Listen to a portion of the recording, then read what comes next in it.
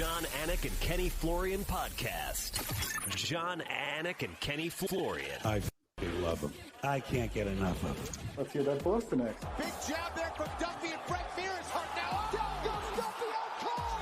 Frank Mir does it again. Rock'em sock'em robots here. Oh my goodness. Hyperbole. There are a couple of absolutely self-involved bullshit artists. Here are your hosts, John Anik and Kenny Florian. Headshot bang.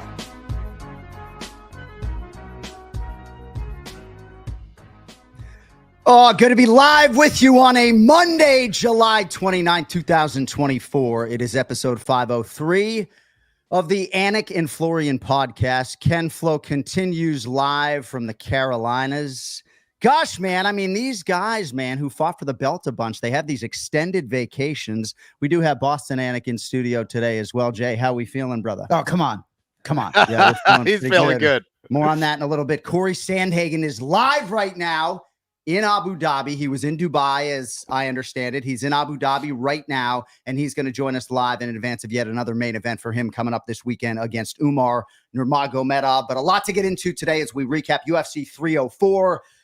And, of course, there is a new undisputed UFC welterweight champion. His name...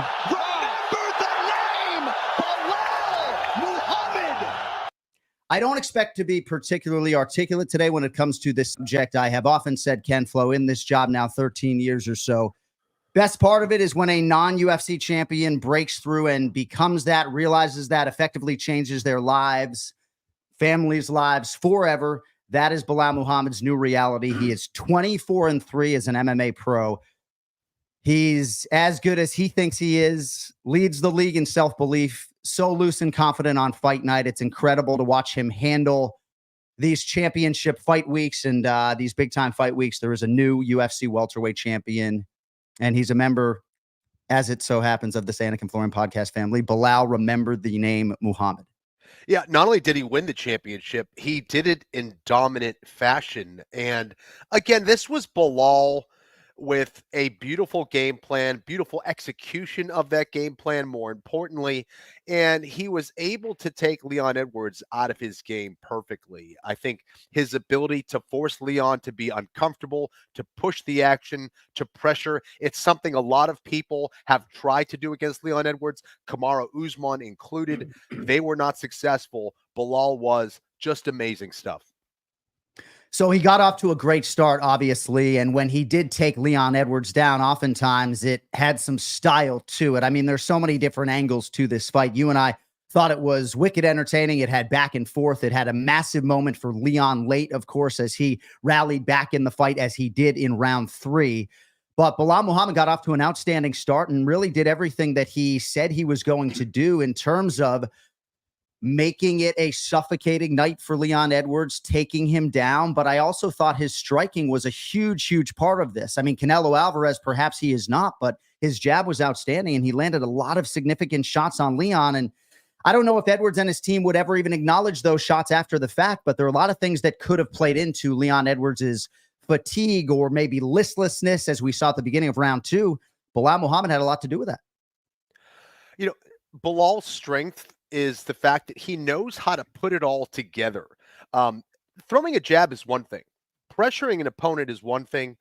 And taking someone down is one thing. But when you're able to put that all together, similar to someone like the great George St. Pierre did, then you have a fighter that can be very effective. And I think that Leon was so concerned after getting taken down in that first round that he was really hesitant to let those hands go. And if you're really hesitant to let those hands go, well, guess what? Now you're susceptible to getting hit with something like a jab. And Belal was just very confident there. He was able to offer up some traffic in front of him, throw that jab down the middle. It was throwing Leon off. It was also throwing Leon off in the manner of getting him to cover high.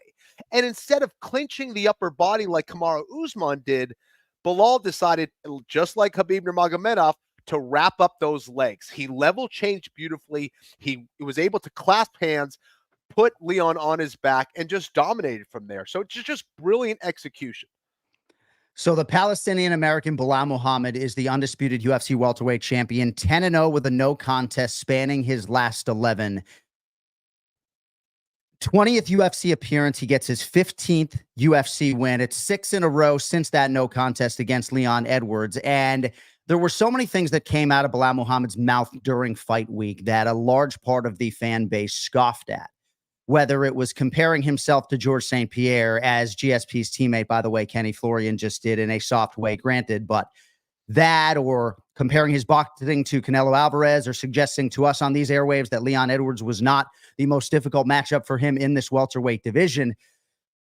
You know, I didn't necessarily lean into all of those things, but Belal really believes in himself and his team. We talked about the ability he had to go do this entire training camp in Dagestan with Khabib Nurmagomedov. He stayed in Chicago, and he's the undisputed champion of the world, Ken Flo. I'm out of words.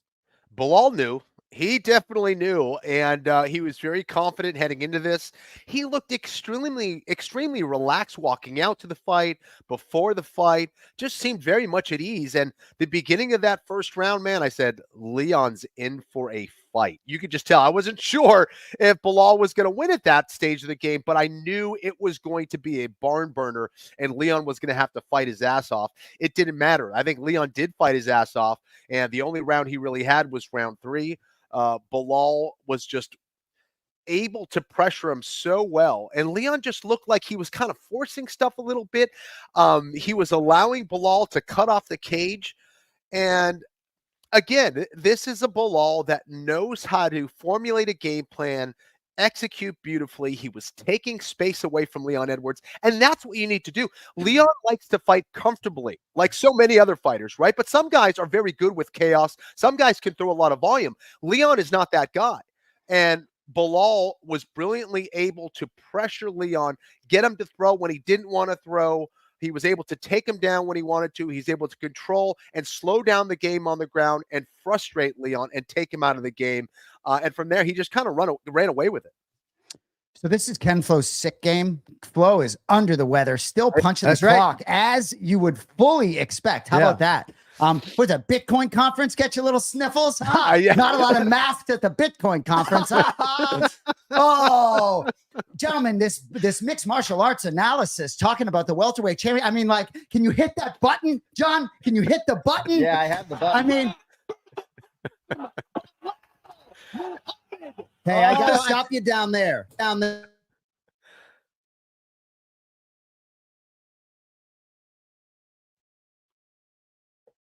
It looks like I lost my microphone. Do you guys hear me? There we go. I can hear you now. Gotcha. It looks like we have the man of the moment live from Abu Dhabi right now. Yet another main event for the Sandman. Hey. The number 2 UFC bantamweight contender, live on location, Cory Sandhagen. Brother, appreciate the time, man. I know it's the evening. How we doing out there?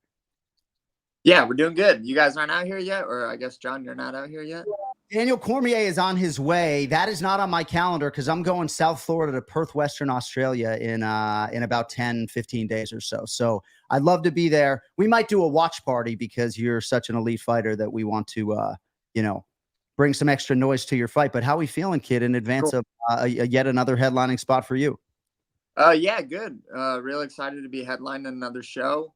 I've been in Dubai for about a week now, so I'm kind of bored out of my mind hanging out in these hotel rooms. But yeah, got one more week of being bored, and then of course a bunch of interviews and stuff like that this week until I get a fight. And man, I'm really excited about it. Especially this one for some reason. I just feel like really locked in. I feel real sharp, so I'm excited, man. I think it's gonna be my best performance yet.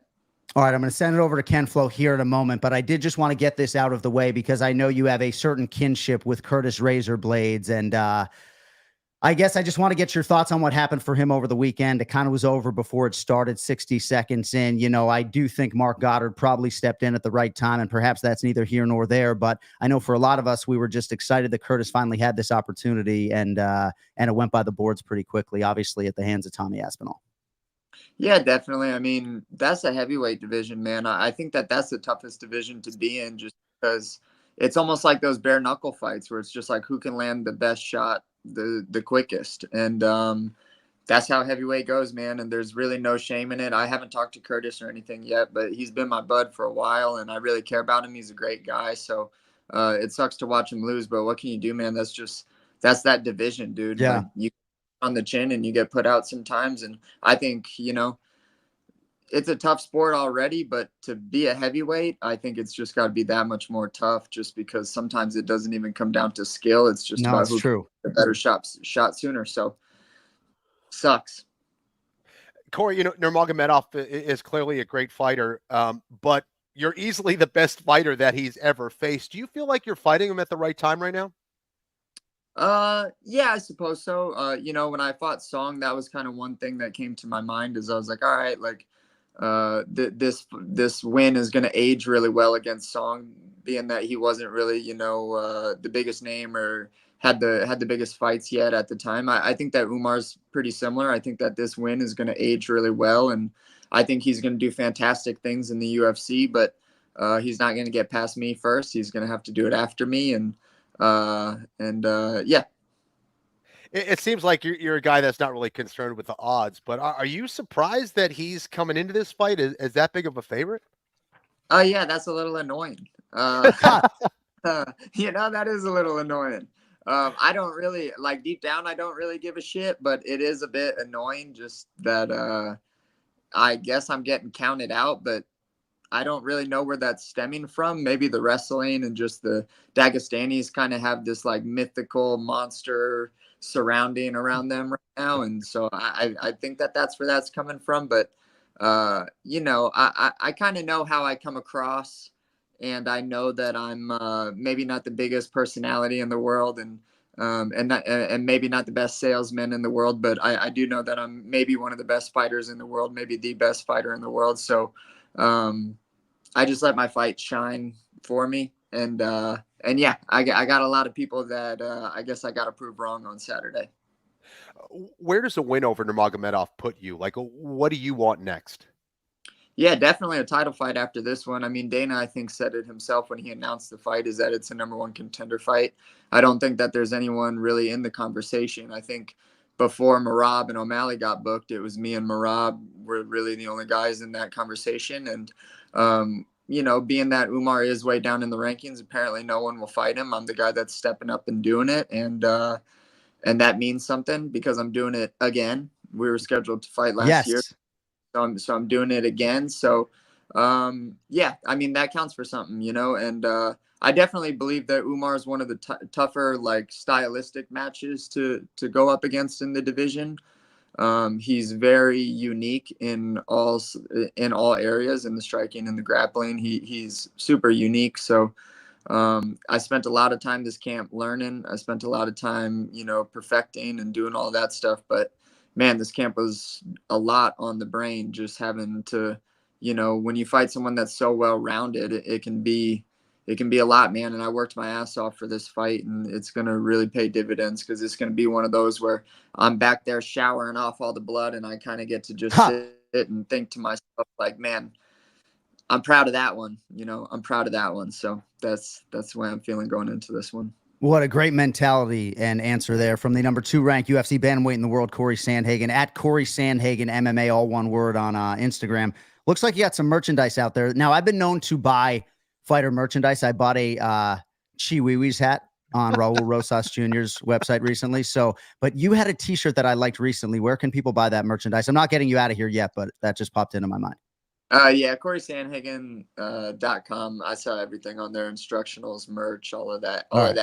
Yeah, right. I think t-shirts are kind of cool, just to plug them. I think that they're kind of cool. They're like nice material. I think it's a cool idea, since I'm really the nature guy or whatever. Yes. It's a park themed one. So yeah, CorySandhagen.com. All right. So let me go back to the betting odds for a second as we sit here on the DraftKings network and the DraftKings YouTube channel with Cory Sandhagen. There are a lot of different reasons that you could be in that range. Right now, I write down what I think the odds are going to be before I look at the odds. I've never been more off than this fight, right? And you were in a similar range at one point against Petr Yan, but not quite this big an underdog. The Nurmagomedov surname has a lot to do with it. Bro, if your name was fucking Bruna Brazil, you'd be less of an underdog. I'm serious. Instead of Cory Sandhagen, sounds like a farmer or whatever, right? I'm telling you, if your name was fucking Bruna Lightning Brazil or whatever the fuck, you'd be like plus 180, okay?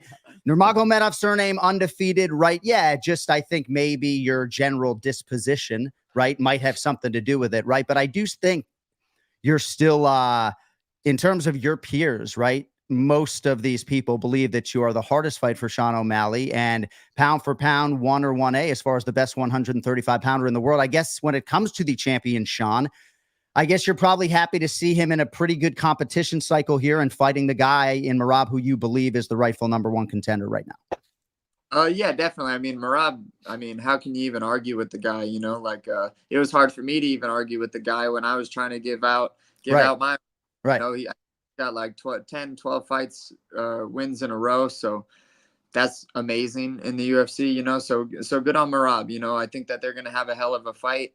I think that it's going to be a really tough one for the both of them, specifically for Merab, you know, every fight starts standing. And I think that Merab doesn't clear the gap as good as some of the other guys.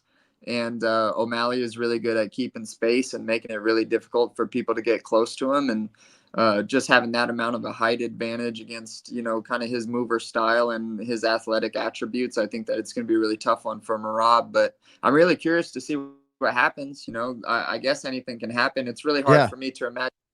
It's hard for me to imagine any scenario where Merab is going to win like that dominantly. Right. So yeah. And I'm calling the fight, but like, do you know what the odds are for that fight? No, I don't. So I thought Sean would be like a minus 180 betting favorite, and he's the underdog. So obviously I'm not in the odds making business for a reason, because I'm way off when it comes to these elite bantamweights. Cory Sandhagen live with us on the ANIK FLORIAN podcast. So in a fighter meeting setting, I might ask you, what are your expectations from Umar Nurmagomedov early on? I'm a little bit hesitant to do that right here as we sit here live, but I guess I'm just curious when it comes to preparing for this guy and his relative well-roundedness. What are your expectations for how things might start early on in the main event come Saturday night? Yeah, well, I mean, it's definitely going to be an exciting one. I don't think that there's any scenario where this is, you know, not an exciting fight. I think that this is going to be a hell of an exciting fight, just being that stylistically, Umar has a mover style like which is just aesthetically kind of a little bit more exciting. We're fast. We're in a really exciting weight division right now. The kicks that Umar throws are very unique. Yeah. I think the way that I approach like my kind of like really pressy style of striking is really unique and exciting to watch. So it's certainly going to be an exciting one. I think that, you know, Umar's plan has to be to try to take me down. I mean, that would, if I was fighting me, that's, I suppose, what I would say you should try to do to that guy, although no one really has seen too much of my wrestling. And if you have seen a lot of my wrestling, I really can't think of a time outside of the Sterling fight where I was on my back for longer than 10 seconds. So I think that I get a little bit, maybe not as much credit for that. But yeah, I mean, I'm really excited to show off my wrestling because these guys are supposed to be some of the best wrestlers in MMA and in the world. And so I'm really excited to see how I stack up against that and just prove to people that I have that element to my game too, because that's just something that people haven't been able to see yet. And so I guess as far as preparation goes, preparing for a guy like Umar, is I had to fly a bunch of guys in that kind of have a very similar like TKD karate type of style that Umar has. Wrestling looks were a little bit easier. I have a guy named Taiwan Claxton, who's just a beast of a MMA wrestler, built a lot like Umar as well. Does a lot of similar things. We had some guys from Mongolia come out to help out. I don't know how to say his full name. But AZ is what we call them. AZ. In the preparation for the wrestling piece, because they do have their own little style out there, and it's a little bit different than the American style. So I got some international looks in wrestling. Had a guy fly in from England to give me a TKD look. Jamie Falding, who's a very good TKD guy. Ton Lee from New Orleans. Man, I had so many people out for this camp, dude. I feel like I didn't get any like time to myself at my house, but I've been bored the last couple of weeks all by myself, so that's pretty good. Well, dude, anyone who follows you on Instagram knows how hard you've been working, and we've been tracking your every move. You're one of our favorite fighters. Kenflo loves you even before that answer, and now even more so. Obviously, the Ryan Hall connection. We got a couple more minutes here with Cory Sandhagen. Jay, I'll let you get in a moment, but I do want to ask you about a potential backup scenario at Sphere in Vegas come September. And I know it's a short time away, and there's probably only a 5% chance that you would actually compete in that setting, right? But if you win this fight, it's rhetorical to ask you what's next, right? Because it could be title shot right now. I mean, it's not even a conversation. Like I would say to you what I said to Belal and others, you sit bro. Even if you sit for 14 months, if you beat Umar, the next fight's for the undisputed championship or for 7 figures and a BMF belt, and that's fucking it, right? So as far as the backup scenario is concerned, to make money to weigh in, I would imagine has some sort of appeal, but what are your thoughts on that, just given the fact that you're competing August 3 and September 14 is Cannonball coming? I'm not sure, honestly. I kind of want to get past Saturday before I start. Yeah. Fair. Saturday.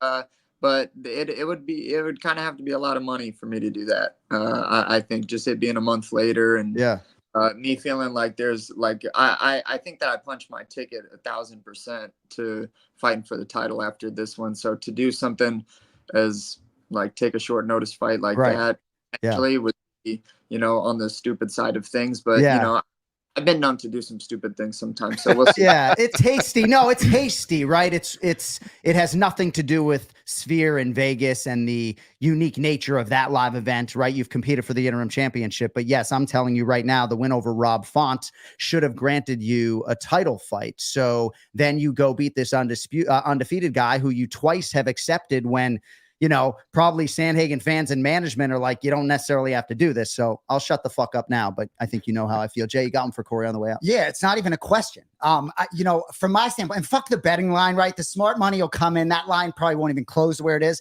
But for me, right? Like, this is a championship fight. I would pay money for this, but I just want to tell you, John, this fight just has so much juice for us. And he was asking me about the fight. You know what I said? And I know Umar a little bit, met him. All I said was like, I'm rooting so hard for Cory Sandhagen. That's all I got. I'm rooting so hard for you. That's all I got, man. Like, dude, such a fan. Let's fucking go. Hey, thanks, Jason. All right, CorySandhagen.com, at Cory Sandhagen MMA on Instagram. We wish you all the best. Can't thank you enough for a quarter of an hour, brother. And we will see you down the line, maybe even in a championship setting, buddy. All the best this weekend. We'll be watching live. Cool. Yep. Thanks, guys. Peace out. Thanks, See Cory. you guys. All right, there he is, the number 2 ranked UFC bantamweight contender, Cory Sandhagen, gracious enough to join us live here on the ANIK FLORIAN podcast. Umar Nurmagomedov is a tremendous fighter and an even better human being. I'm telling you, I love Belal Muhammad. He's a great, great man. Umar's an even better human being. And Cory Sandhagen is right there with him. I think oftentimes in this space, you get so attached to these athletes and you hate to trot out the lazy statement that's like, oh, I hate that these guys have to fight and one of these guys has to lose. But that's the reality for me this weekend, because these are just 2 absolute sweethearts, philanthropic, great guys, Ken Flo. Yeah, absolutely. Two pros as well. And I think we're going to get a great fight because of it.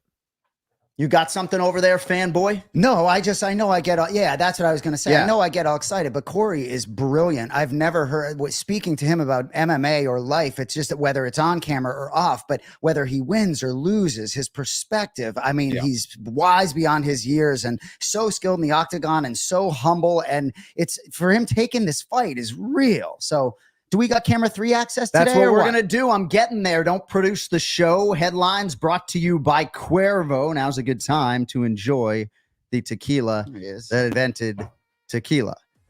Headlines today focuses on our UFC 304 recap and the new undisputed UFC welterweight champion, Belal. Remember the name Muhammad. We will, of course, get to Tommy Aspinall as well. But what a moment, right? I remember when Jan Blachowicz broke through for Poland. Brandon Moreno, Glover Teixeira at 42, Ken Flo. But this one is really unique because not unlike Leon Edwards, the champion before him.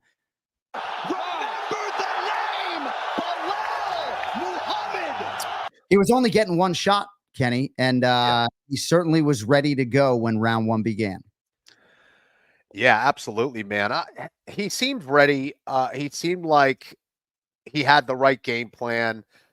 I'm not sure Leon really expected Belal's pressure and striking to be where it was at. I really don't. And then once that takedown happened, I was like, man, Belal looks like he's going to take this. I think that was a really good sign.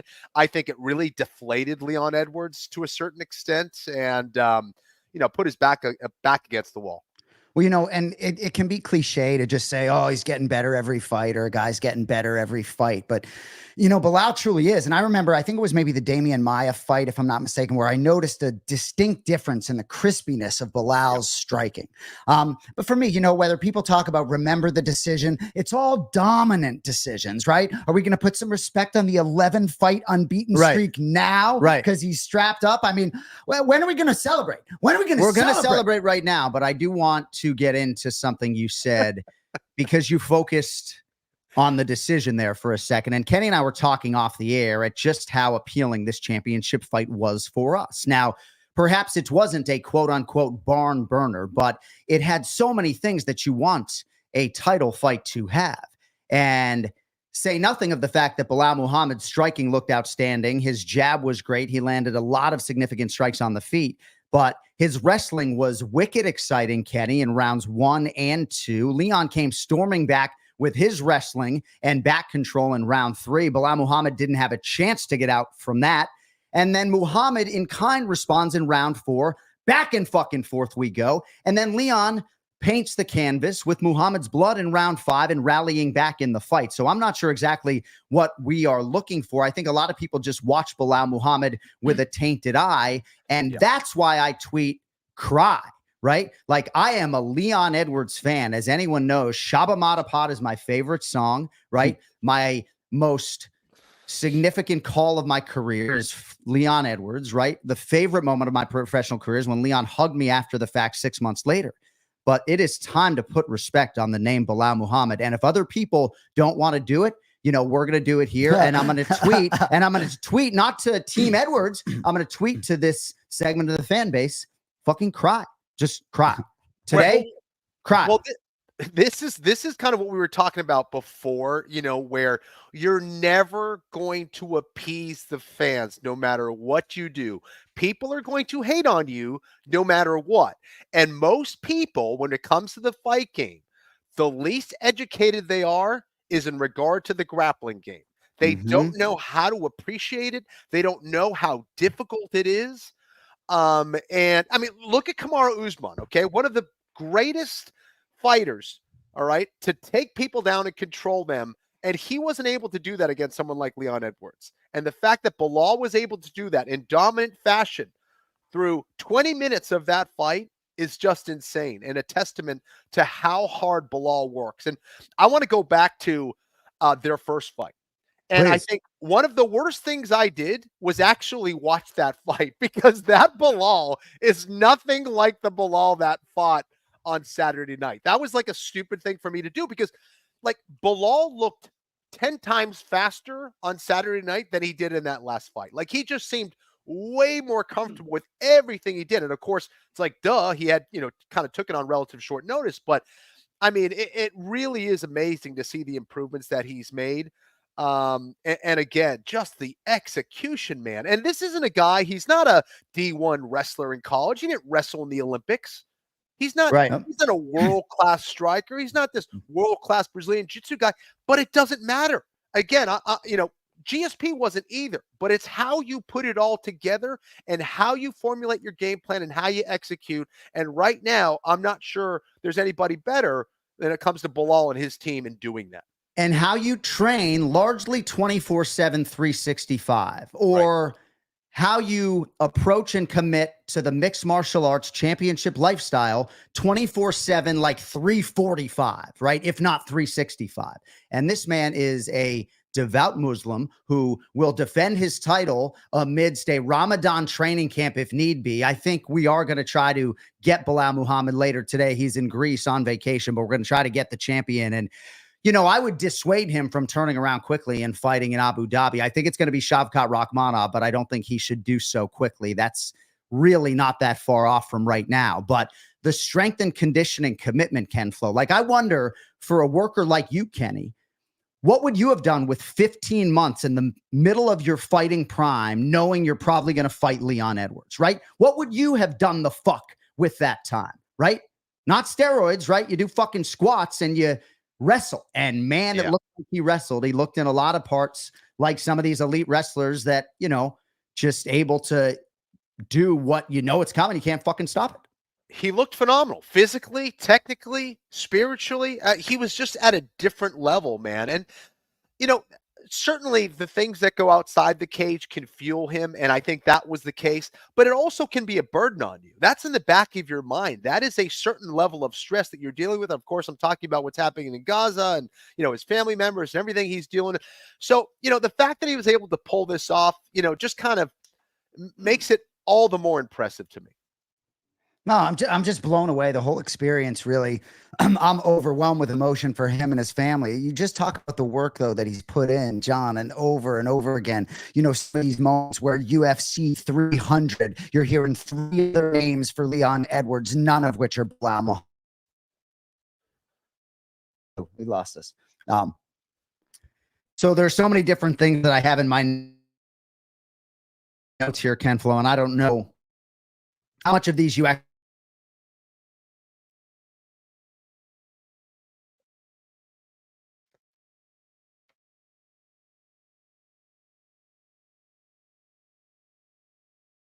Hey guys, can you hear me?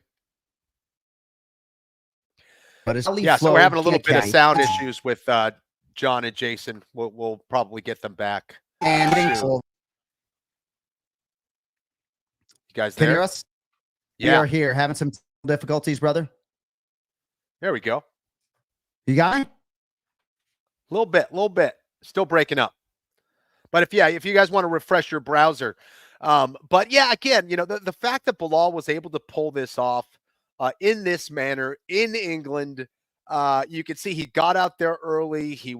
Even his warm-up was impressive. If you look at his warm-up of what he did backstage, it looked like he was kind of having that Merab style warm-up. I mean, backstage, it looked like he was fighting there with his sparring partner prior to the fight, but he came in ready because of it.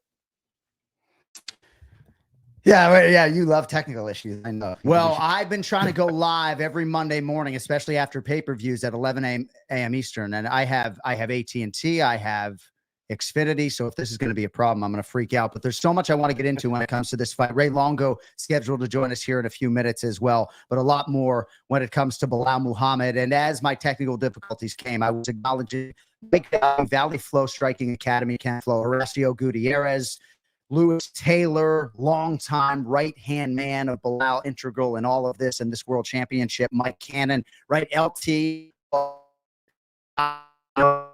Yeah, of course, the corner to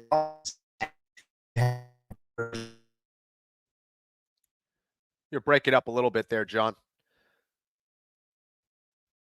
Yeah, I mean, just the team, the way that they kind of trained together. You know, when Belal was doing a run, they all went on a run together. You know, everything they're doing together. They were there to support Belal from the beginning.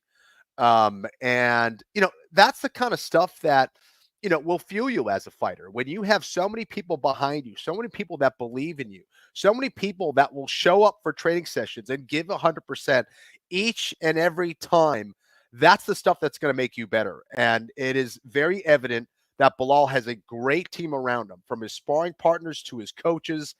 And what's pretty crazy is that they don't get a whole lot of respect. Like, you know, they're not that team that everyone talks about. But I think people are going to start talking about them now, and they absolutely deserve credit.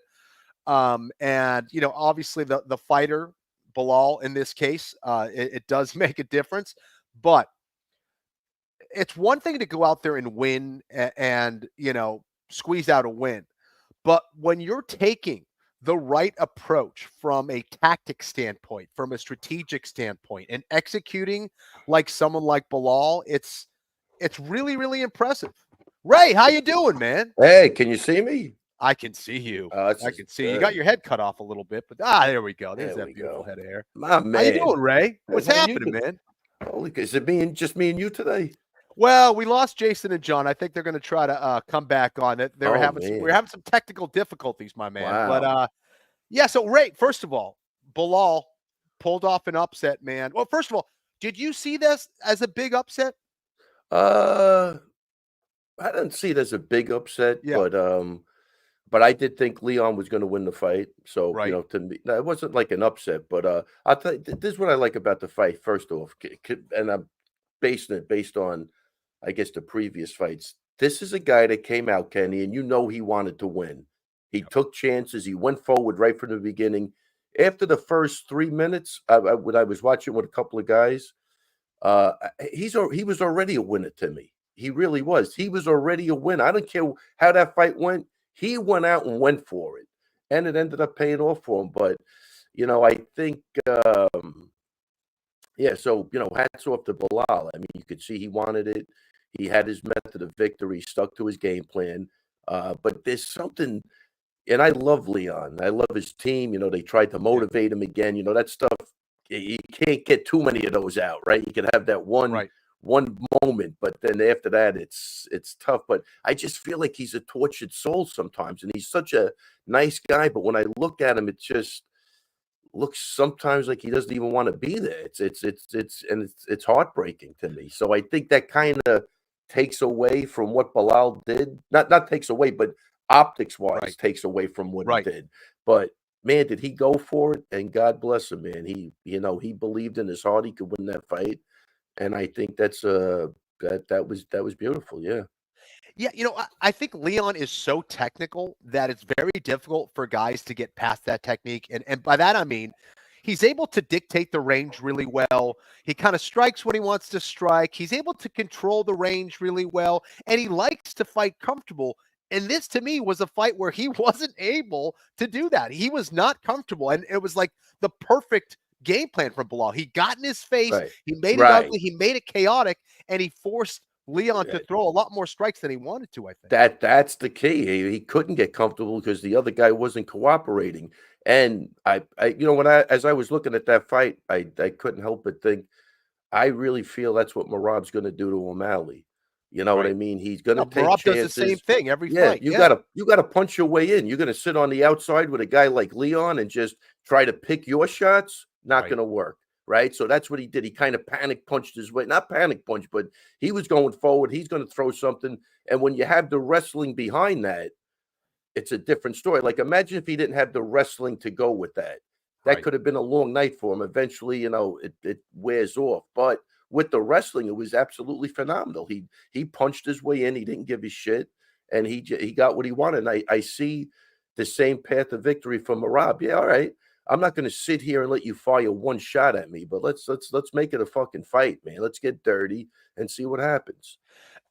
Ray, to me, the most shocking aspect was the fact that Belal was so dominant with his takedown game. Yeah. Did that surprise you? Because, again, he's not this D1 wrestler, Olympic wrestler, but every time he got in those legs, he pretty much took him down. Yeah, well, based on what, the Usman and the Covington, you thought it was that. I thought that was a bit of a surprise. I thought he would be able to do a better job with the takedowns. But, this is one of those fights, and we always say it not everybody. I mean, Belal wasn't that much of an underdog, I don't think, right? With that. But, the only guy, like, nobody let Belal in on the message that, that he was supposed to lose. That's what. It's almost like Sarah GSP, all those fights. You know what I mean? The guy that's winning, he has total belief in himself, and he does. He was plus 220. He was plus 220. Yeah, so that's a fair. That's pretty big. But you know what I mean? He didn't get the memo that he was plus 220. He got the memo that he was minus 220. That's what it looked like, and that's you know what I mean? Like, and that's the way he handled business. I thought it was, from an attitude standpoint, A++. Yeah, you could see as soon as he walked out there, man, he just seemed really comfortable. And just the start of that fight, I go, Leon's in for a fight, man. Leon's in for a fight. I tell you, they should never pan the camera over to Hunter and Dana. They just weren't looking good. Like in the fourth round, it was like, it got to, what's funny, Kenny, after the second round, it's not, you kind of knew Belal was going to win. It was whether he would gas out, which he wasn't going to do. No. Or the other guy pulls off another miracle somehow. That was it. So I don't know. Like, again, I love Leon's team. I love Leon. He's just a nice guy. But I just feel like there's like a tortured soul in there. I look, and it's like, optics wise, I feel for the guy. I think we got John and Jason back. What's up? No boys? way. Sorry, guys. Ray Longo minute every week on the fucking ANIK FLORIAN podcast. You know, I'm working so hard on my mental health these days, in some part to not let things like Wi-Fi bother me to the extent to which they do. Seems like it's back right now. I just had the backup set up, so I don't know exactly what you guys discussed and did not, but it sounds like you were getting into Leon Edwards, and he was listless at times in this fight, almost deer in the headlights. And I still believe he is one of the very best welterweights in the world, Ray. I still believe that he is the toughest matchup for Belal Muhammad when he is on, with respect to Shavkat Rakhmonov and everybody else. But I don't know, man. The optics, some of the visuals when it came to Leon Edwards, I don't know if it was, and again, we're not in the excuse-making business. Belal was ready to go, but Jay and I felt like maybe for some of the English athletes, fighting at this time would be harder than for some people who are coming over just for a short amount of time. Yeah. Oh, wow. That's another good point, man. I was, somebody said that during the fight, like it was 5 o'clock in the morning. Now, I think that's almost cruelty. You know what I mean? Like, what do they have? Like, elder abuse? This was fighter abuse, making them fight at 5 o'clock in the morning. I mean, that's got to be tough, man. I think early in the morning is different, but when you have to go through the night like that, I think that has to be a major problem. But I look, like I told Kenny, this is what I said, John, is that even after the first 2 minutes, I considered Belal a winner already. I really did. I go, this guy's I don't care. I don't even care what happens. You know why, John? Because this guy went out and he forced his way forward. He got what he wanted. He was there to fight. That was unequivocally very obvious. This guy was there to win that title. And I'm not gonna say juxtapose, I don't even know if that's the right word, with like Mokaev and Cape. They put on this whole shit, and then they went in there and it was kind of listless. Like who wanted to win that fight? Right. Belal made a fucking statement by walking forward. So I didn't even care if he lost. To me, he was a winner. Just for having the attitude. It's like that's what I was seeing. And for the other guy, Cape and Mokaev, this is my recommendation to the UFC. Next time, let him fight at the fucking weigh-in. Let him go. At least we'll see what's happening. Let him go, because I tell you what, waiting and letting them waiting in the octagon with all the charade and the security and let the security out. Mokaev isn't going to have that shot anymore. Oh yeah, but look at that poor guy. Man, if both that's guys wanted to settle it in the streets or at the weigh-in. I mean, that's what they wanted. Ray, I know you kind of say that tongue in cheek. Yeah. Because we've come so far as a sport, but I agree, man. Right? Oh no, 100%. That might have been a better fight. Definitely tongue in cheek. I'm trying to be funny, but Jesus. Yeah, I know. After something like that, they built the buildup is so. that was the one fight on that card I really wanted to see. Really, that was a fight I was very interested in. And you know what happened? I was I'm not saying this as a goofball, but we were shooting a movie at the gym, so I was back and forth into the waiting area. I had the computer set up, and we were watching the fights, so I didn't really get a good look. When I went back and looked at it, look, it was a technical fight. It wasn't exciting, but I think it was better when I looked at it the second time. When I was at the gym and I was getting called out and called in, every time I came back, nothing was going on at all. So to me, the whole thing was like that. But when I looked at it, they had to be careful. It was kind of technical, but still, I don't know. After the antics and all the crap, how do you do that, man?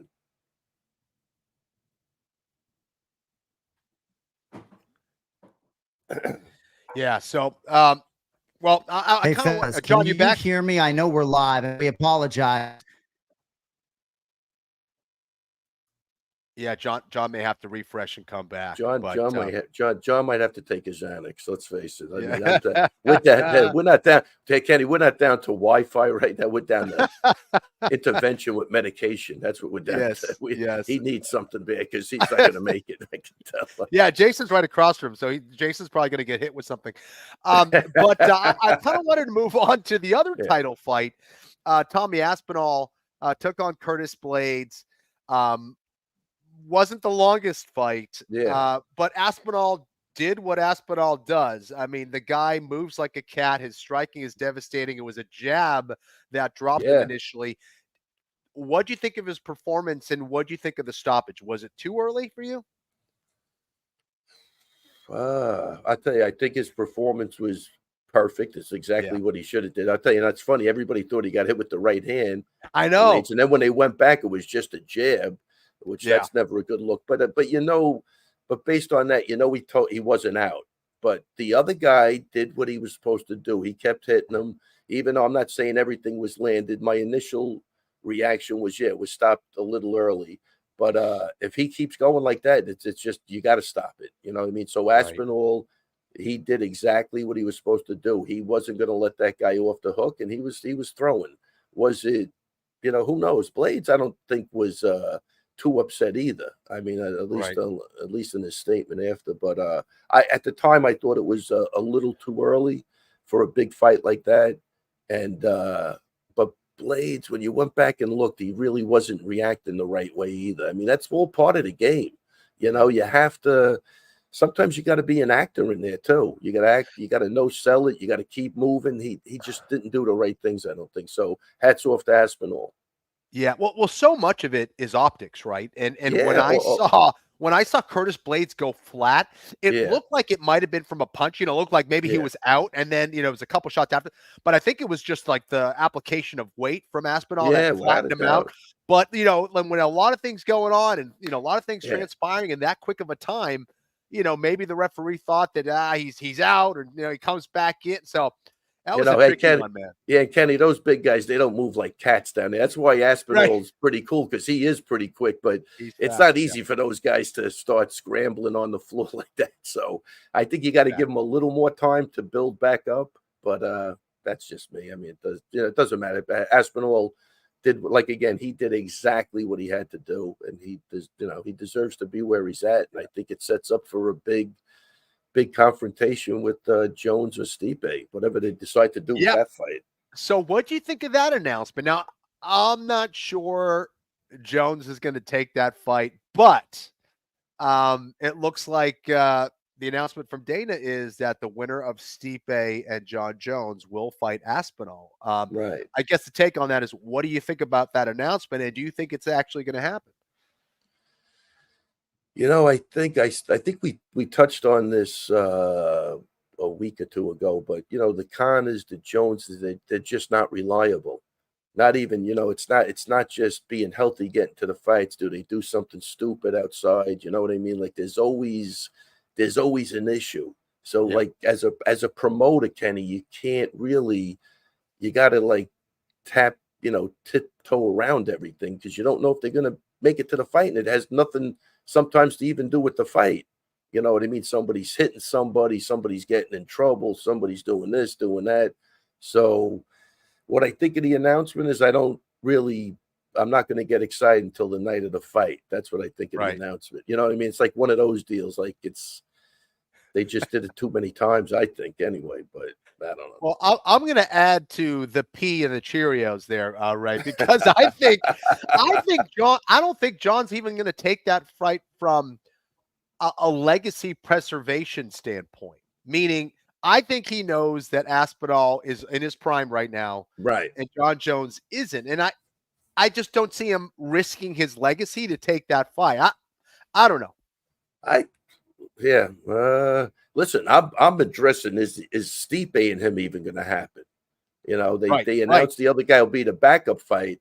So if they announce him to be the backup fight and Stipe's 42, 43, whatever he is now, Jones is going to have to accept it, Kenny. I mean, that could happen that way. That's a better scenario for Aspinall. Yeah. You know what I mean? Like these guys, they're not young anymore. Anything can happen, And I think Stipe's working full time as a fireman. That something could happen there. Who knows?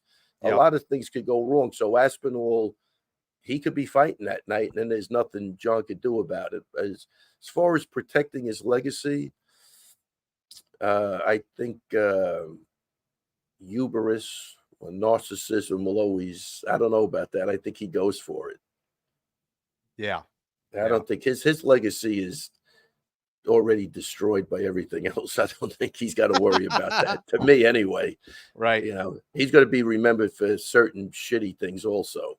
So I say he's got to go for it to kind of eliminate that. Well, we actually have a guest here. We got Big Ron. Big Ron. There he is. Big Ron to save the day. Gotta help out.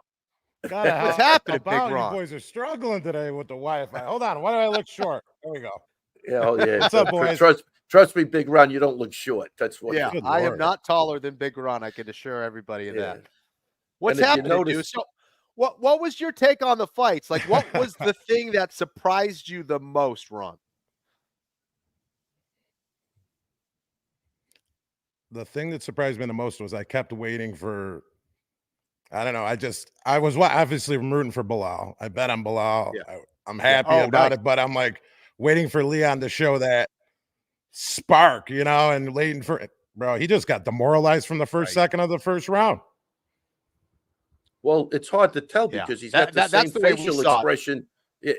He's got the same facial expression if he's winning or if he's frustrated. It's hard to even tell what's going on, So, yeah, I mean, know, that's. man. I know. And you know what? It was really wild. It was almost surreal. Yeah, and I'll tell you, you knew as you were watching the fight, at least I did, like you knew there were going to be people that were going to be very unhappy the way the fight was going. Okay, so just based on the way the I night was going with the decisions and everything like that, you just knew that, like I did one contender series, the contender series Bazooka fought on and won, but didn't get picked at that time. But that night, as it went on, the first couple of fights are going, no, this is not good. Dana's just going to be pissed. I could tell by the way the fights are going. And then it sets a tempo. It sets that tempo for everything else that's going to be that wrath that's coming down the line. You know what I mean? And you knew going in, you just knew watching the fight that's what was going to happen. As much as Belal was just on point, his takedowns, that high crotch, he's dumping him on his head. I mean, it was crazy. He definitely manhandled him. Is there any chance, and because it was a dominant performance from Belal, is there any chance the UFC does a rematch to make it a trilogy? At this point? Not right away. Immediate rematch? No. Yeah. No. Yeah. I don't Not think Belal immediate. wants it, and I don't think Leon deserves it at this stage. Yeah. Yeah, I don't think so. I think Leon wants it. Yeah. Hey, look, you don't know what goes on behind closed doors. That's why I say, like I was saying, Ron, Leon, and I love the guy. He's a beautiful guy in person. Trust me. He's a very, just almost like the way he looks while he's fighting. It's the same thing. But I feel like what I saw was like a tortured soul in there. Like something deeper could be going on. And I think that's why he probably does have to take a break. I'm not saying he looked like he didn't want to be there, but he just didn't look, man, it just didn't look optics wise. It looked like he was just very lethargic and, all right, let's just sit here for a while. And there was no urgency, put it that way. Well, I mean, to me, it definitely seemed like he put it seemed like the little pushback he gave, he thought like Belal was going to wither or something by striking, and Belal just kept pumping that jab in him and pushing him back. And I mean, he did exactly. Me and Jay had a conversation about it. He did exactly what he said he was going to do, and he went out and did it better than I thought any of us thought he could do. To be quite honest, it was an extremely impressive performance. Dominated 21 to 25 minutes of that fight. 100%. And I was talking to Kenny about that. You said it. He did what he wanted. He said he was going to do. Whereas Kopp and Makayev, they didn't do what they said they were going to do. And that's why I gave it up to Belal more than anything. He really went in there to win that fight. Well, we have John back. What's up, dude? Yeah. I'm fucking really pissed off right now. All right. I imagine. Is there anything really we can pissed off right now. All right. But the show must go on. We got to keep moving. And how about box breathing? Are we still live right now on the ANIK FLORIAN Podcast sure YouTube are. channel, DraftKings channel? Yeah. Well, thank you guys for carrying the mail while I was gone. Thanks to everybody for joining us. I'm sorry I had technical difficulties. I went on Instagram Live, tried to drive some people over here on my way to my twin brother's house where I now am because my Wi-Fi failed me. So Oh, nice. there are a lot of There you different go. things that I want to get into still on Belal Muhammad, but it sounds as though you've pivoted to Tom Aspinall. Where do we stand right now as far as this conversation is concerned? Yeah. What do you think? Are we past Aspinall? Are you at talking this about point, Ronnie? Tommy? What are you guys talking about? Yeah, we went through whether I thought the fight was stopped early, how Tom did, all that All stuff. right. Yes. Yeah.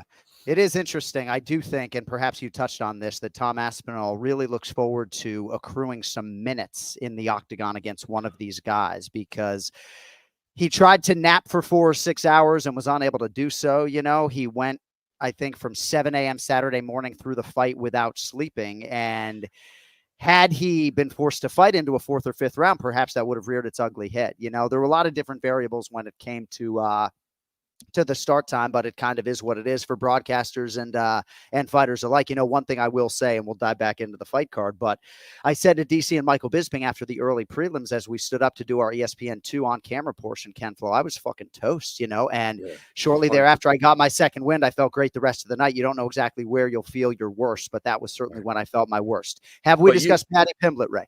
Wait, not yet, but John, so you definitely felt it was a strain on your body to do what you did. Yeah, I mean, I'm not in the business of making excuses, right? But like, I can't ever remember feeling worse when relatively healthy. Yeah. And I did at the beginning of the early prelims, which I guess was 1 a.m. local time. But I nap during the day. I'm not competing as an athlete. Right. It is. But it's not easy, man. I mean, that circadian rhythm is no fucking joke. No joke, not to me, because I was telling Kenny, I was watching at the gym. We were shooting a movie, and you know, you get out of there at 3:30 in the morning, and you're going since 3 in the afternoon. It's freaking, it's brutal to me. I think that waiting around, Kenny, is just brutal. You know, I've never gone to the UK and not felt like crap. I mean, every single time I'm destroyed for like the first 2 or 3 days. I don't know why, but yeah, that's what it is. It's tough, man. But hats off to you, John, for even. It's not easy for you either, just to keep the excitement and the everything flowing, man. It's hard. This job is so unique to broadcasting as far as the requisite endurance you need to get through 8 hours. And peeling back the curtain a little bit, and I don't know how long you have, Ray. What time you got to get out of here? Noon Eastern or so, or what? Yeah, right around there. Yeah. But just in terms of like the top of the show, even before I sort of do my on-camera open with the arrivals and all the sponsors and everything else, I'm probably talking for 2.5 minutes before I even come on camera. So just making sure that my rhythm is right and I'm pausing and everything else. All right. Paddy Pimblett over King Green, if we could go there by technical submission. The triangle choke comes at 3:22 of round 1. And I just really have a lot of respect for Paddy Pimblett, Ray, the way he has approached a lot of things when it comes to his career. He was 21-3 as a pro entering this fight. The UFC tried to sign him when he was 21. He said, I'm not ready. They tried to sign him when he was 23. He said he wasn't ready. And when we first sat down with him in a fighter meeting 6 UFC wins ago, he said, I'm a proper athlete now and I'm ready to do this thing. And even though in the court of public opinion, he's not going to win every battle, he's a really good kid. I love listening to him talk and I really like watching him fight. Yeah, I mean, look, hats off to Pimblett. I thought Bobby Green was going to win the fight, but I think sometimes I go in there because of all the commotion about people. You have that bias, like, oh, geez, another guy they're trying to build up. But look, he did what he had to do. Nice jiu-jitsu.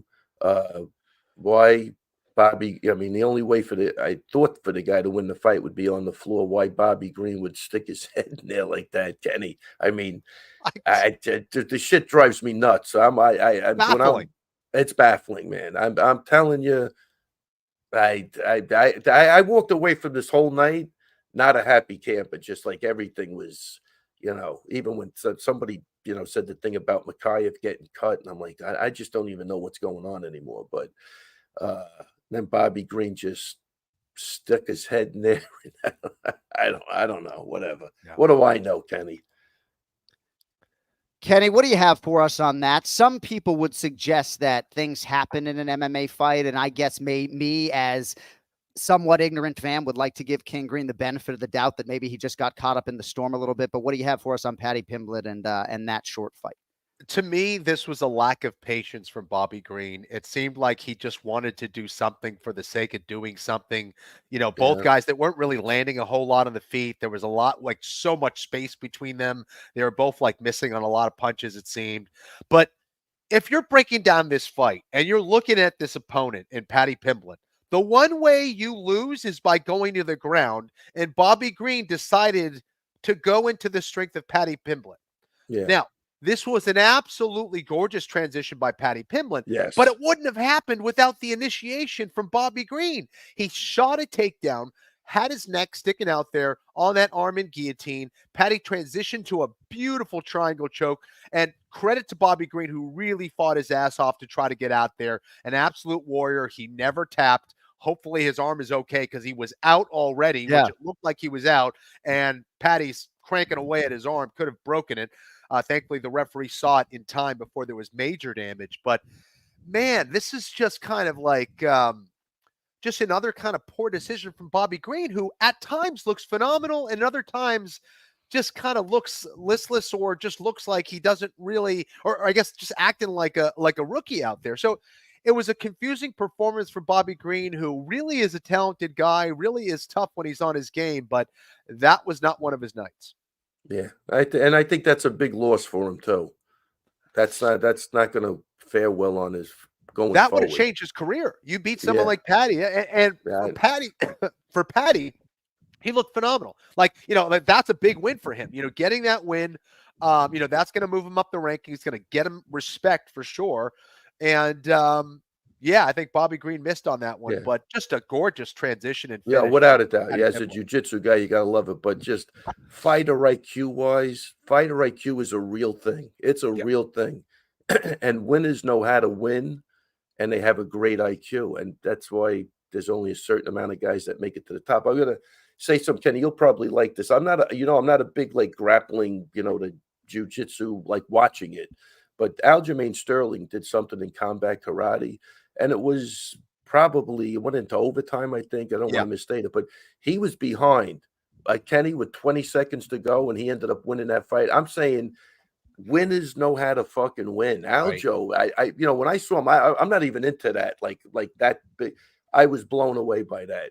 He did not want to take that out. It didn't even mean anything. He's fighting at karate combat, but his instincts, those were his instincts, man. Winners know how to win. He came back and won that grappling match. It was fun. I thought it was phenomenal. I really did. If you get a chance, watch it. He went for it. That was a beautiful advancement of position at the very end. That was cool. Oh, you did see it. Yeah. Right. Yeah. Yeah. It was. I thought that was cool, man. I mean, like, again, I thought he was looked like he was dead in the water.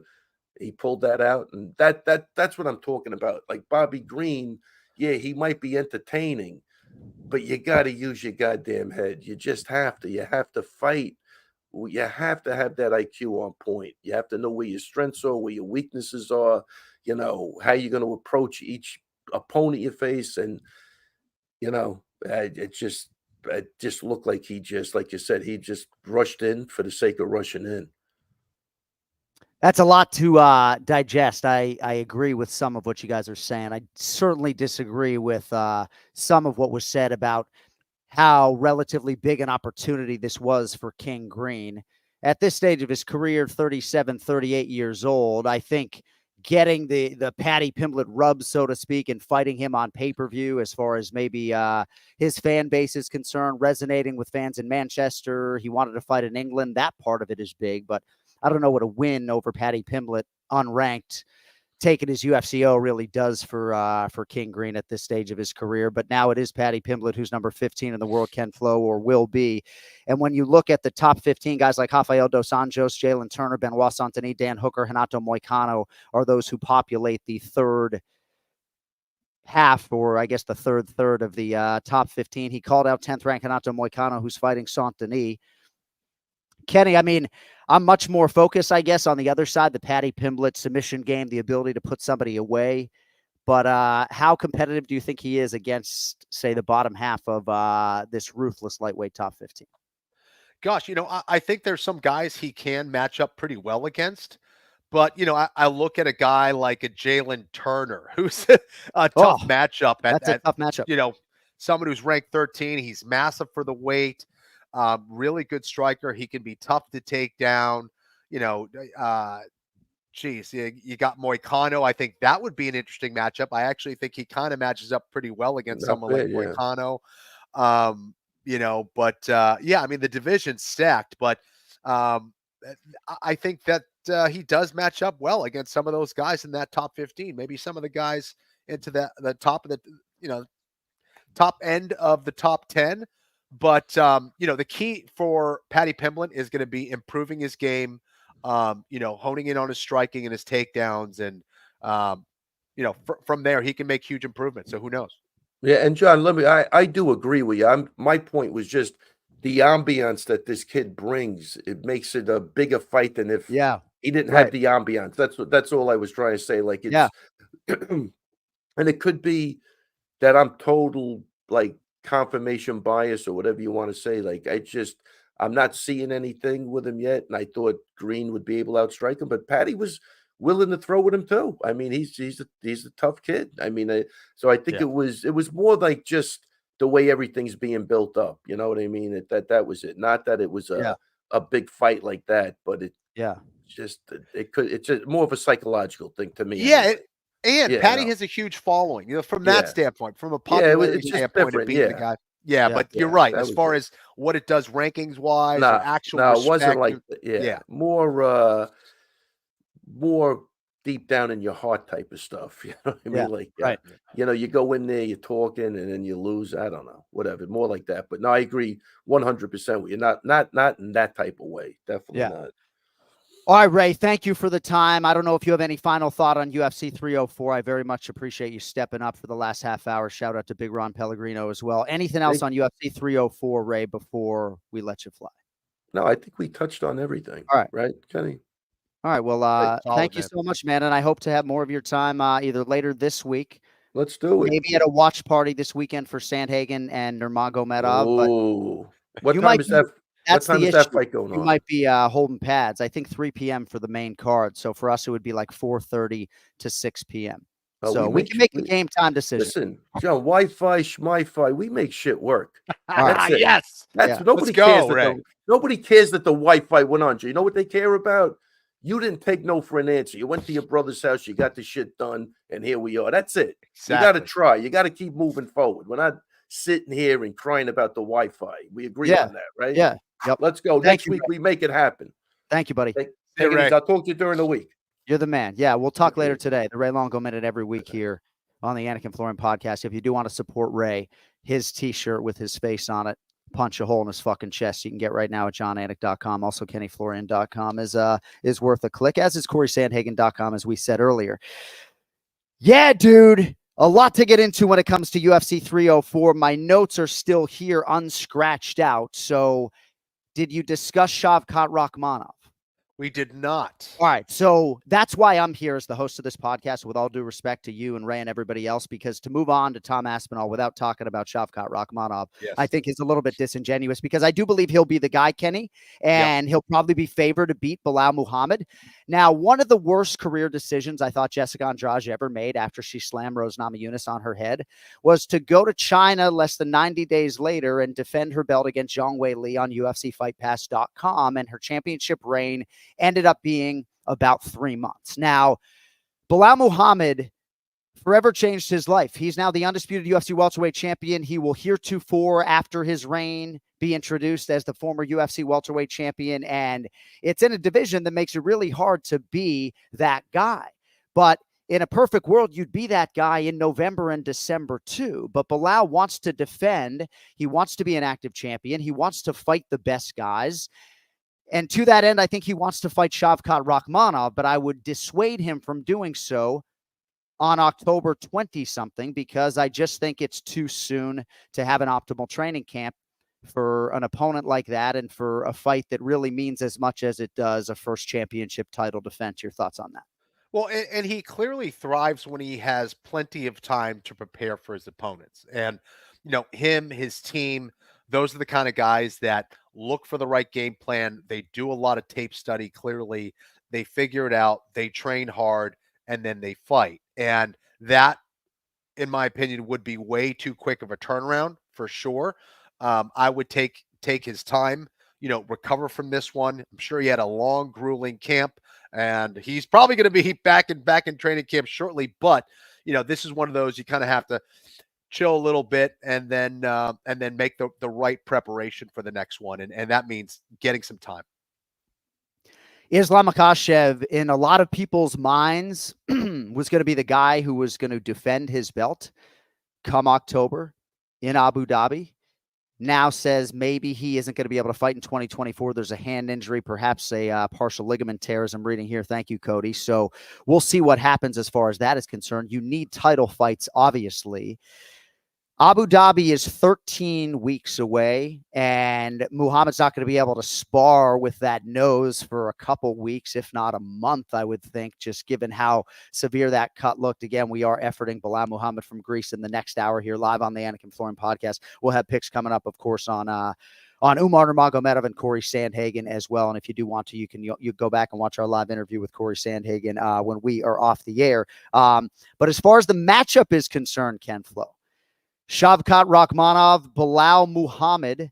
Can you give us a 30-second early forecast as to how you see that fight playing out? Well, I think Shavkat's going to be the more powerful striker, no question about that. But again, based on Belal and his ability to break guys down, both before the fight and during the fight, I'd be leaning towards Belal, man. And again, it looks like Shavkat will be the favorite, and you got to love the value on Belal, man. All this guy does is show up and compete best when the lights are brightest. And, based on his takedown game, based on his developing striking, his conditioning, I think that'd be a phenomenal fight.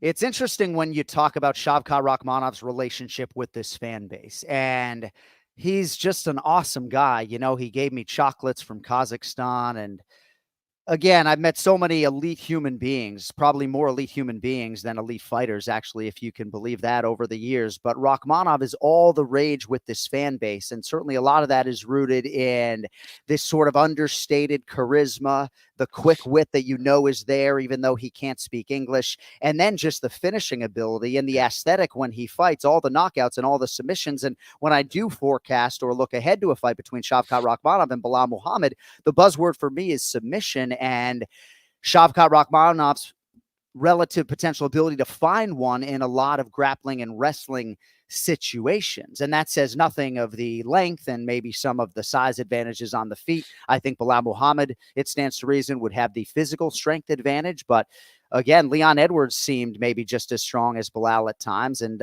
when Leon had Belal, he wasn't able to escape. So there's a lot to unpack when it comes to this fight. But I think Belal's entertaining more so than the fan base would believe, but he doesn't put guys away, and Shavkat does essentially every fight. And is that not maybe the big difference? Yeah, I mean, absolutely. If Shavkat has his opportunity to hurt anybody in that division, then he's most likely going to take them out. He is massive for the division. He will certainly have a size and strength advantage from what I can tell. Well, certainly a size advantage anyway against Belal. And for that reason, if he lands the right shot at the right time, he can hurt Belal, no question about it. But Belal has a knack for being able to not only survive, he's experienced adversity in the cage before, but he knows how to implement the right game plan. He knows how to stay safe.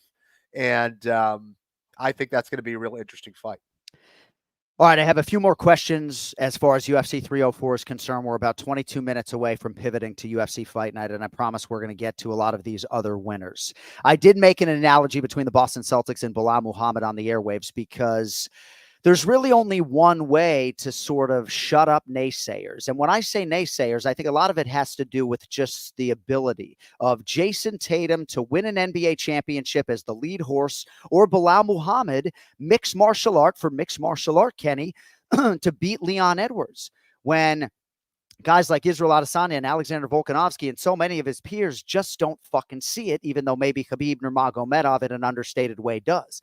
The only way to sort of shut up these people is to win a world championship. And this was going to be Belal Muhammad's only opportunity to do that. And I just think it was a tremendously clutch, even though people don't like that word, clutch primetime performance on the road in hostile territory, trying to come up large for his Palestinians and his Palestinian Americans. There were a lot of Palestine flags waving in the arena, a lot of Muslims in Manchester, and he was able to compartmentalize all of that. He weighed 169 pounds.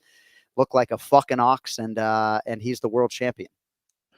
It was a massive win, and I think, sometimes it's all about timing. And I think that based on all the opponents that he had prior to this fight, based on even what looked like a curse ended up becoming a blessing in having all this time off, because if you give Belal a lot of time to prepare for you, man, watch out. So yeah, it was just amazing. One of the best performances that I've seen, and it didn't matter.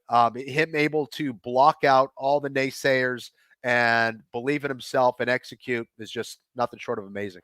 And even though Belal Muhammad maybe beat Gilbert Durinho Burns on one wheel on 3 weeks' notice over 5 rounds, I would not advise him to fight Shavkat Rakhmonov 13 weeks from right now. Ken Flo, as far as Leon Rocky Edwards is concerned, I will be listening to Shaba Mata Pot on replay all week. That is his walkout song. It's the most electric walkout song in the sport. He has the UK really eating out of his palm. And a lot of people didn't think that he could sort of be this big in England because he is so soft-spoken in a lot of respects and not looking nor seeking attention. But where does Leon Edwards go from here? Dana White was asked about a potential main event in Dublin, Ireland against Ian Machado Gary, even though there's no venue, Dana said right now. He didn't hate that idea. What are your thoughts on Leon Edwards moving forward, knowing that promotionally Dana doesn't seem to be of an appetitive nature for an immediate rematch? I think that would be a great fight. Ian Gary versus Leon Edwards in Dublin, I think would be massive. A great way to put Ian Gary on the map that much more. And yeah, I mean, based on their history as well, they've trained together. I know there've been some words back and forth or whatever. And that'd be an awesome fight between two excellent strikers. And I'm sure Leon wants to erase that loss or that performance against Belal as quickly as possible. And even though Belal said that Leon wasn't this long-reigning champion, I do think there is kind of some foundation for a trilogy.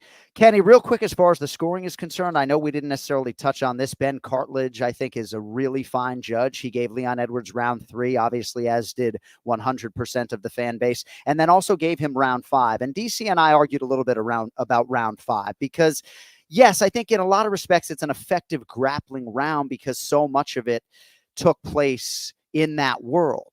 But based upon my interpretation of the criteria in 2024, that singular elbow and maybe the second and third elbow that might have made that cut even worse, and the nature of that, I think is enough to give Leon round 5, as Ben Cartledge did. I think in the moment I felt a 49-46 4-1 for Muhammad.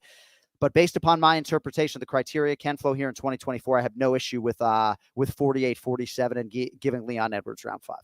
Well, I remember as I was watching the fight, I said I wouldn't be surprised if they tried to do that, just again based on the damaging strikes from Leon Edwards. Even round 1 was relatively close at times, but yeah, I think round 5 was one of the ones that really stood out just based on Leon really landing some big strikes, cutting him open, all that stuff.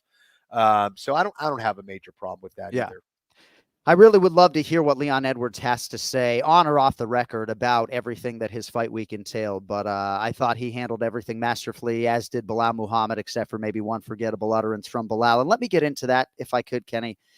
And I don't want to belabor this because I want to give guys like Gregory Rodriguez their credit. But we launched a podcast on the ANIK FLORIAN Podcast channel in 2020 with the unranked Belal Muhammad and my twin brother, Jason Anik. Remember the show. And I think Belal had 18,000 Instagram followers. He now has 750,000. So yes, in a lot of respects, Belal Muhammad is one of my best friends and he is family. And maybe if I got married a second time, he would be a groomsman, right? But once the fight starts, that is the furthest thing from my mind. And there's a lot of connective tissue between me and Leon Edwards and his manager, Tim Simpson, and everything else. So I'm really easily able to compartmentalize all of that. But we really are happy as a channel and as an ANIK FLORIAN podcast team to see this guy that we felt, we could build a show around, become the world champion. But I got a lot of good friends on this roster, and Belal is but one of those.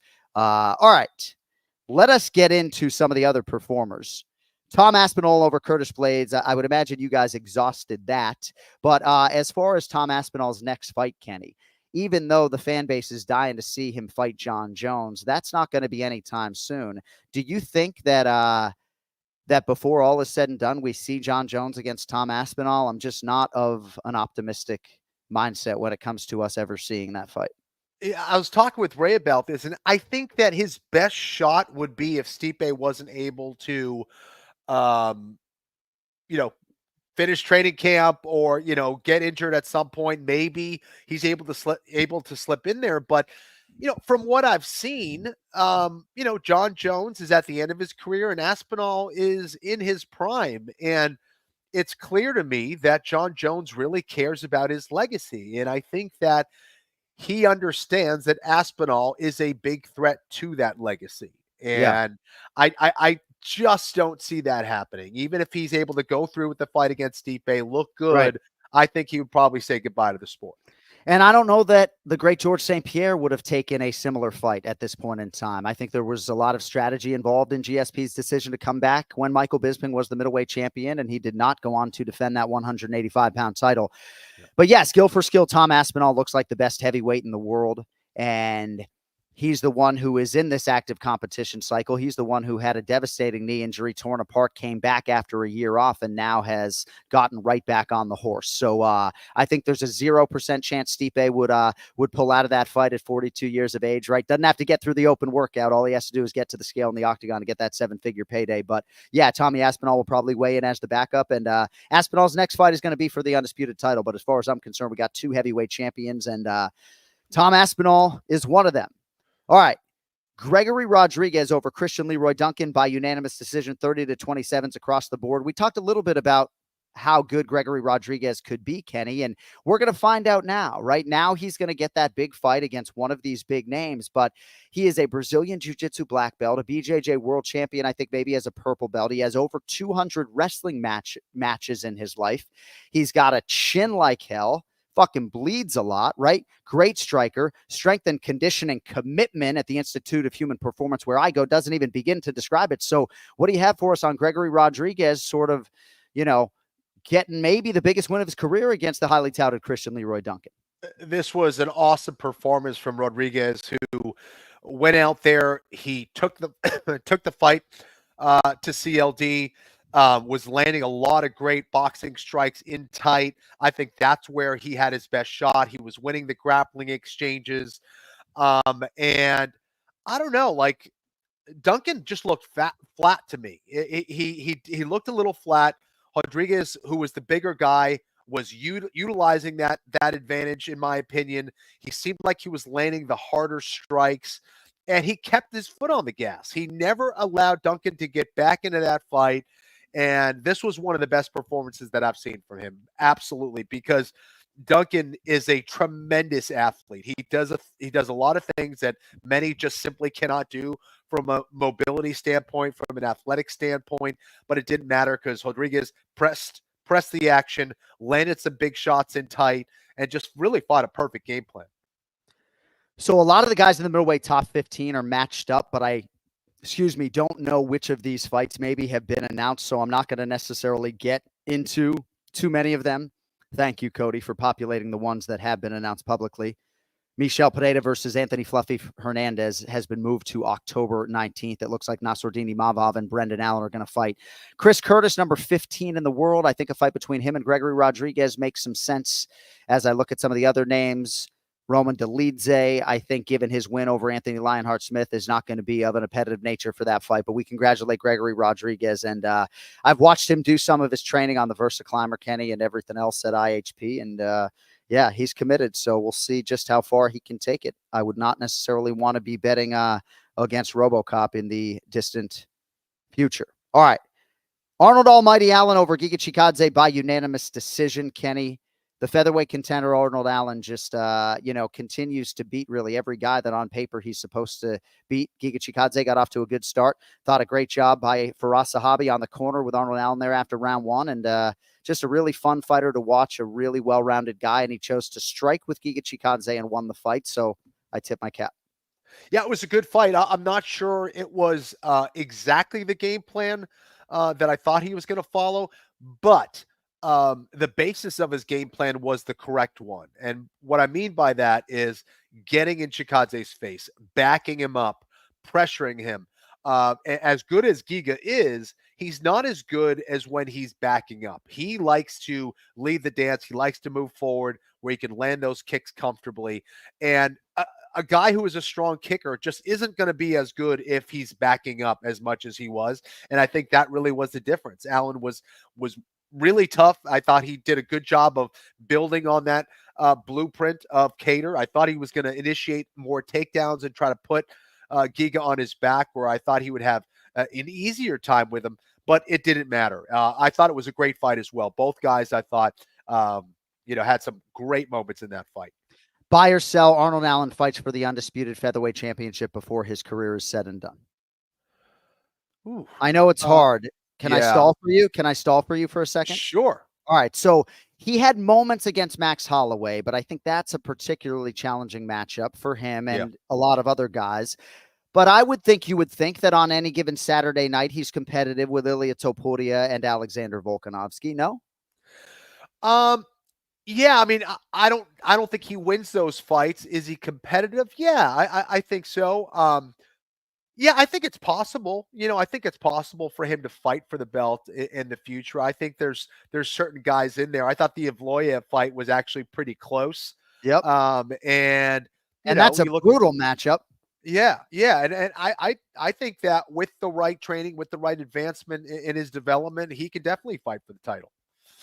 So one thing that really works against Arnold Allen and some of these British athletes is the magnitude of these pay-per-views that happen in England. And one thing that Arnold said to us in our fighter meeting was that when Movsar Evloev was presented as an opponent, he was given the choice of, I think, either 10 days, Kenny, or 16 weeks, right? And certainly a guy like Movsar Evloev, that's a specialized training camp. He said that training camp was absolute hell. You need the 16 weeks, and he nearly beat a really difficult guy to beat and one of the tougher matchups for him in the division, right?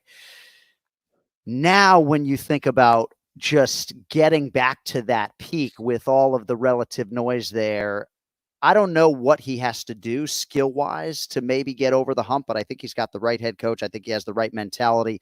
Told us in the fighter meeting, that he had no intentions to wrestle, but he lied to our faces because he said to Daniel Cormier that he was strategically supposed to wrestle Giga Chikadze. He didn't listen to his coaches. So congratulations to a good egg. A little bit misunderstood guy, but a really good guy, Arnold Almighty Allen. All right, Kemfo, anything else that you wanted to touch on as far as UFC 304 was concerned? Mohamed Mokaev's an interesting situation. He beats Manel Kopp. I give Manel Kopp a lot of credit for fighting through that toe injury. Showed a lot of toughness there. And I also give both guys credit for burying the hatchet after the fact. I know this fight left a whole lot to be desired, especially as it happened amidst a string of 7 straight decisions at UFC 304. But Kenny, most of the discourse after the fact is on Mohamed Mokaev no longer being a UFC fighter and not so much on this win that remained him an undefeated fighter. Yeah, I think that, what really hurt him is the fact that, he did what he did to Kopp. That's kind of a nasty thing to do, to, ask for a picture and then sucker punch your opponent. That is not the sign of a professional. And maybe, just maybe, the UFC would have looked past past that. But if you are also not the most exciting fighter in the roster, and if you are also in a division for whatever reason that maybe people don't care about as much. I love the division, but it's not kind of a $1 million pay-per-view division, right? Or $1 million buy pay-per-view division. That compounded just did not look well for him. And yeah, he's not going to be a UFC fighter anymore, man. It was just a really stupid decision all the way around, man. Just really dumb. And then he goes and admits that he did that. Like, again, maybe that was a good thing, but that just was terrible. I just asked Siri who the PFL flyweight or bantamweight champion is. Kenny, I know you no longer work for the promotion. They don't. Yeah. So, how about that from Dana White? So, Kai Asakura is a Japanese fighter, formerly with Ryzen. It's my understanding that the UFC has signed him. I don't know if he was a champion before. Perhaps Cody could chase that. But I do know that he fought Manel Kopp twice, beat him once, and he could come into the UFC and fight a top contender right out of the chute. I think I read or heard something suggesting he could even fight Alexandre Pantoja in his UFC debut. I'm not sure they'd go that far, even if the motivation was to have a Japanese UFC champion. I think that would be a fucking lot, even though I say that having not ingested any recent film of Kai Asakura. But there isn't an obvious number one flyweight contender. They're having Kai Kara-France fight against Steve Erceg. I felt like Steve Erceg, really deserved the immediate rematch, but I understand why they didn't go in that direction. But Muhammad Mokaev no longer a member of the UFC's flyweight division. And I think it'll be around with eternity, Kenny.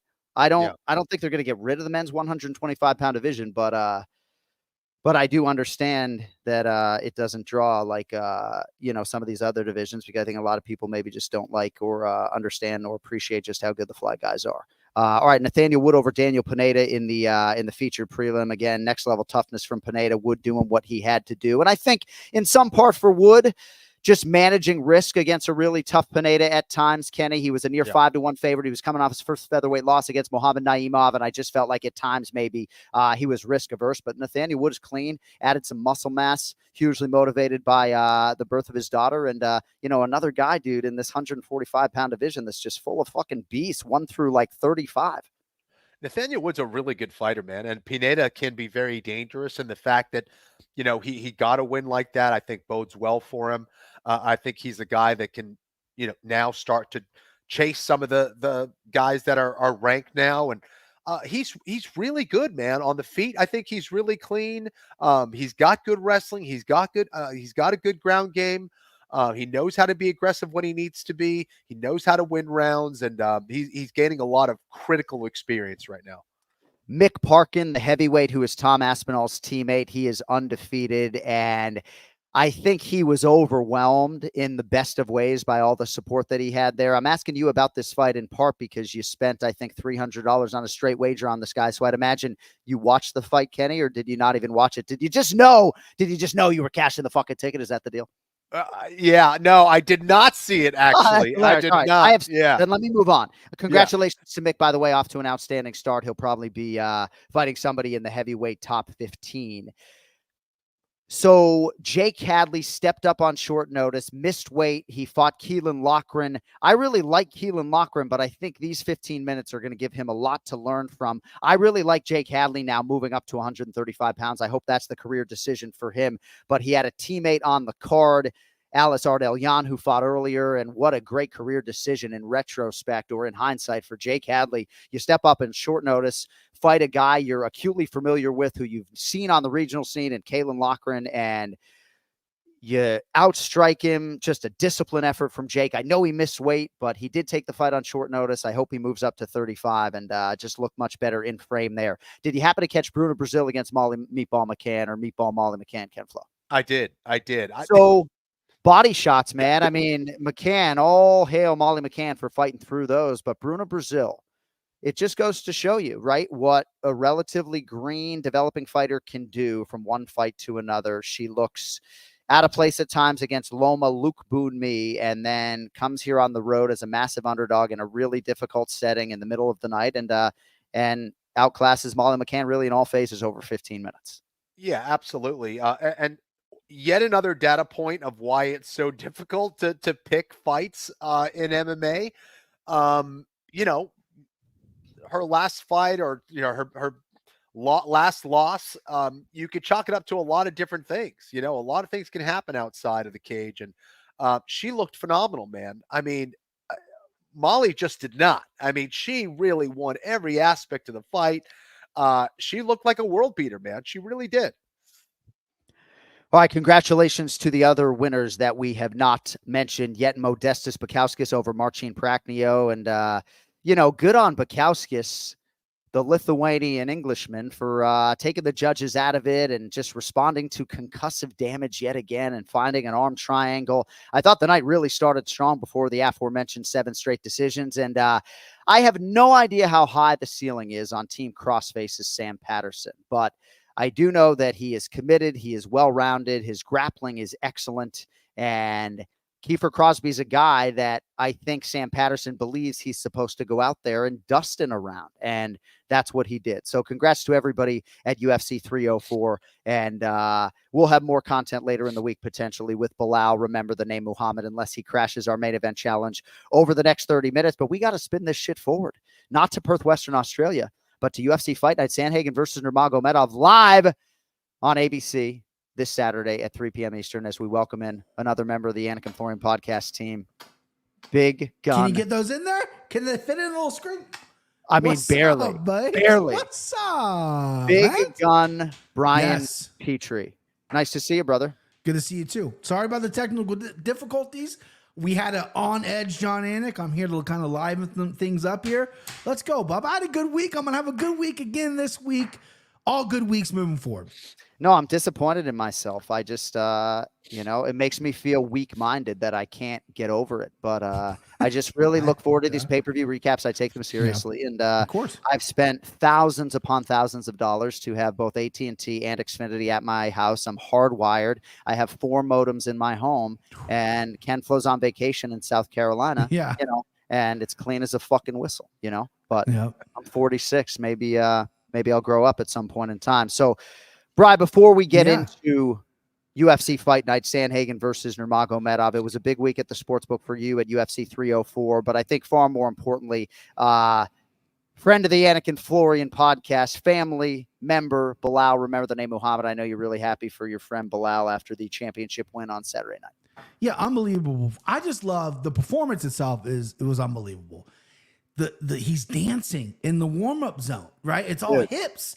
His confidence was so effective. You see fighters confident all week, and I've been watching the sport long enough to know where it's kind of bullshit. This dude is not bull. He's been preaching it for a year since the first fight.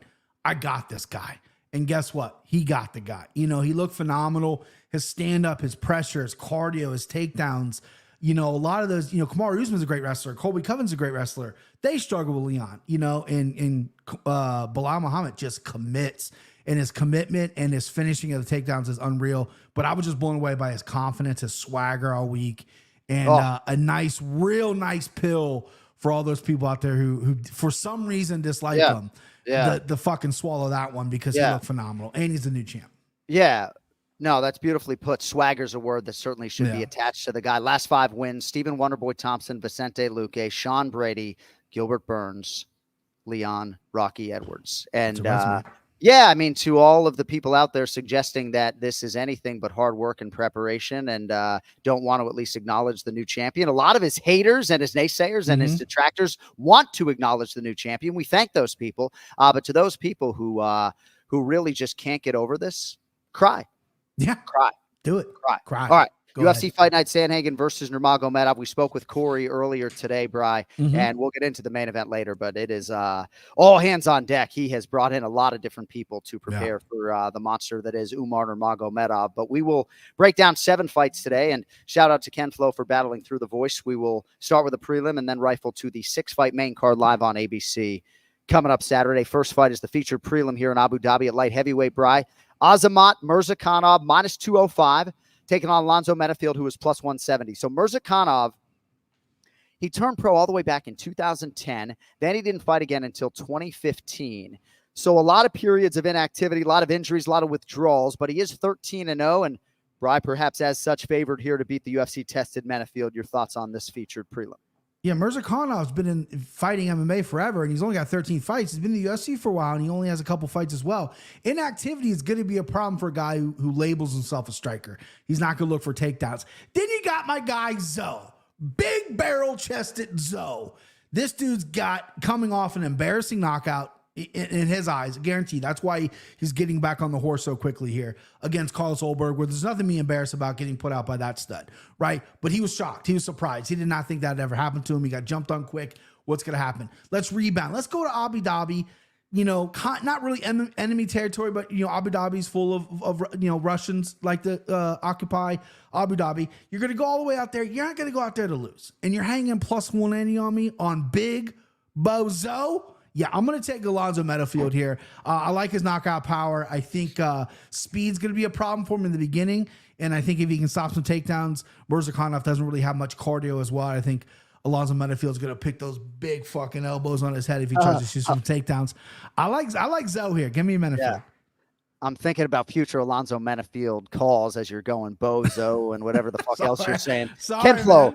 No, I love you. Mirzakhanov, Ken Flo coming off a unanimous decision win over Dustin Jacoby. Then he had to pull out of fights against Volkan Oezdemir and Khalil Roundtree Jr., a guy they're giving the number one contender and former champion Jamal Hill, right? So they're giving him big fights. And on the other side, Menafield was momentous not all that long ago, right? He had a 5-fight unbeaten streak go away, and it went away in 12 seconds at the hand of Carlos Ulberg. So, relatively quick turn given that result for Menafield. Your thoughts on this light heavyweight prelim, Ken Flo? Coming off the terrible week that I've had, perhaps I shouldn't have such strong sentiments on this fight, but Menafield is not a guy that I can rely on to be that confident in this fight. And I think Mirzakhanov is actually a really good fighter. He's got that Russian style of striking where he kind of runs forward, throws that blitzing style of strikes. He has heavy hands. I don't think he's going to be as big and powerful as Menafield. And the one hiccup for me is what Brian pointed out is Mirzakhanov's conditioning. There are times where his pacing or his management of energy isn't ideal. However, I do like Mirzakhanov here. At the very least, I think I can just rely on him to be more consistent this fight. Can Menafield win this fight? Yeah, absolutely. I think he's really dangerous and powerful. But when I'm looking at this one, I got to go with consistency. And for me, that's Mirzakhanov. All right, 3 p.m. Eastern for that main card on ABC. The openers at lightweight, Joel Alvarez -148, Elvis Brenner +124. So the 26-year-old Brenner trains under the great Diego Lima alongside Charles Oliveira in Sao Paulo. Coming off his first UFC loss at UFC 301, now draws the highly touted Spaniard. Joel Alvarez, 20 pro wins, Bri. He's finished all of them. Really, I think people are going to like this fight at 55. Kind of wish I was calling it. BP, what do you have for us on the 55ers, Kit? Yeah, stud fight. Love this fight. Alvarez is a guy that they forget about. He's 6'3", 155. Let's see if he makes weight.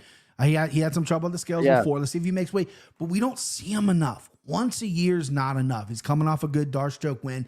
He's very good on the ground with his long limbs. He's good standing up too, but he's good for a long guy. He likes to keep it long. The minute you get crashed, he gets crashed in on. The minute it gets ugly, he wants to go to the ground. He's pulling guard. He doesn't like to stand up so much anymore. His stand-up looked phenomenal against Thiago Moises. Brenner, though, this dude's a killer. This dude debuted in the UFC not that long ago.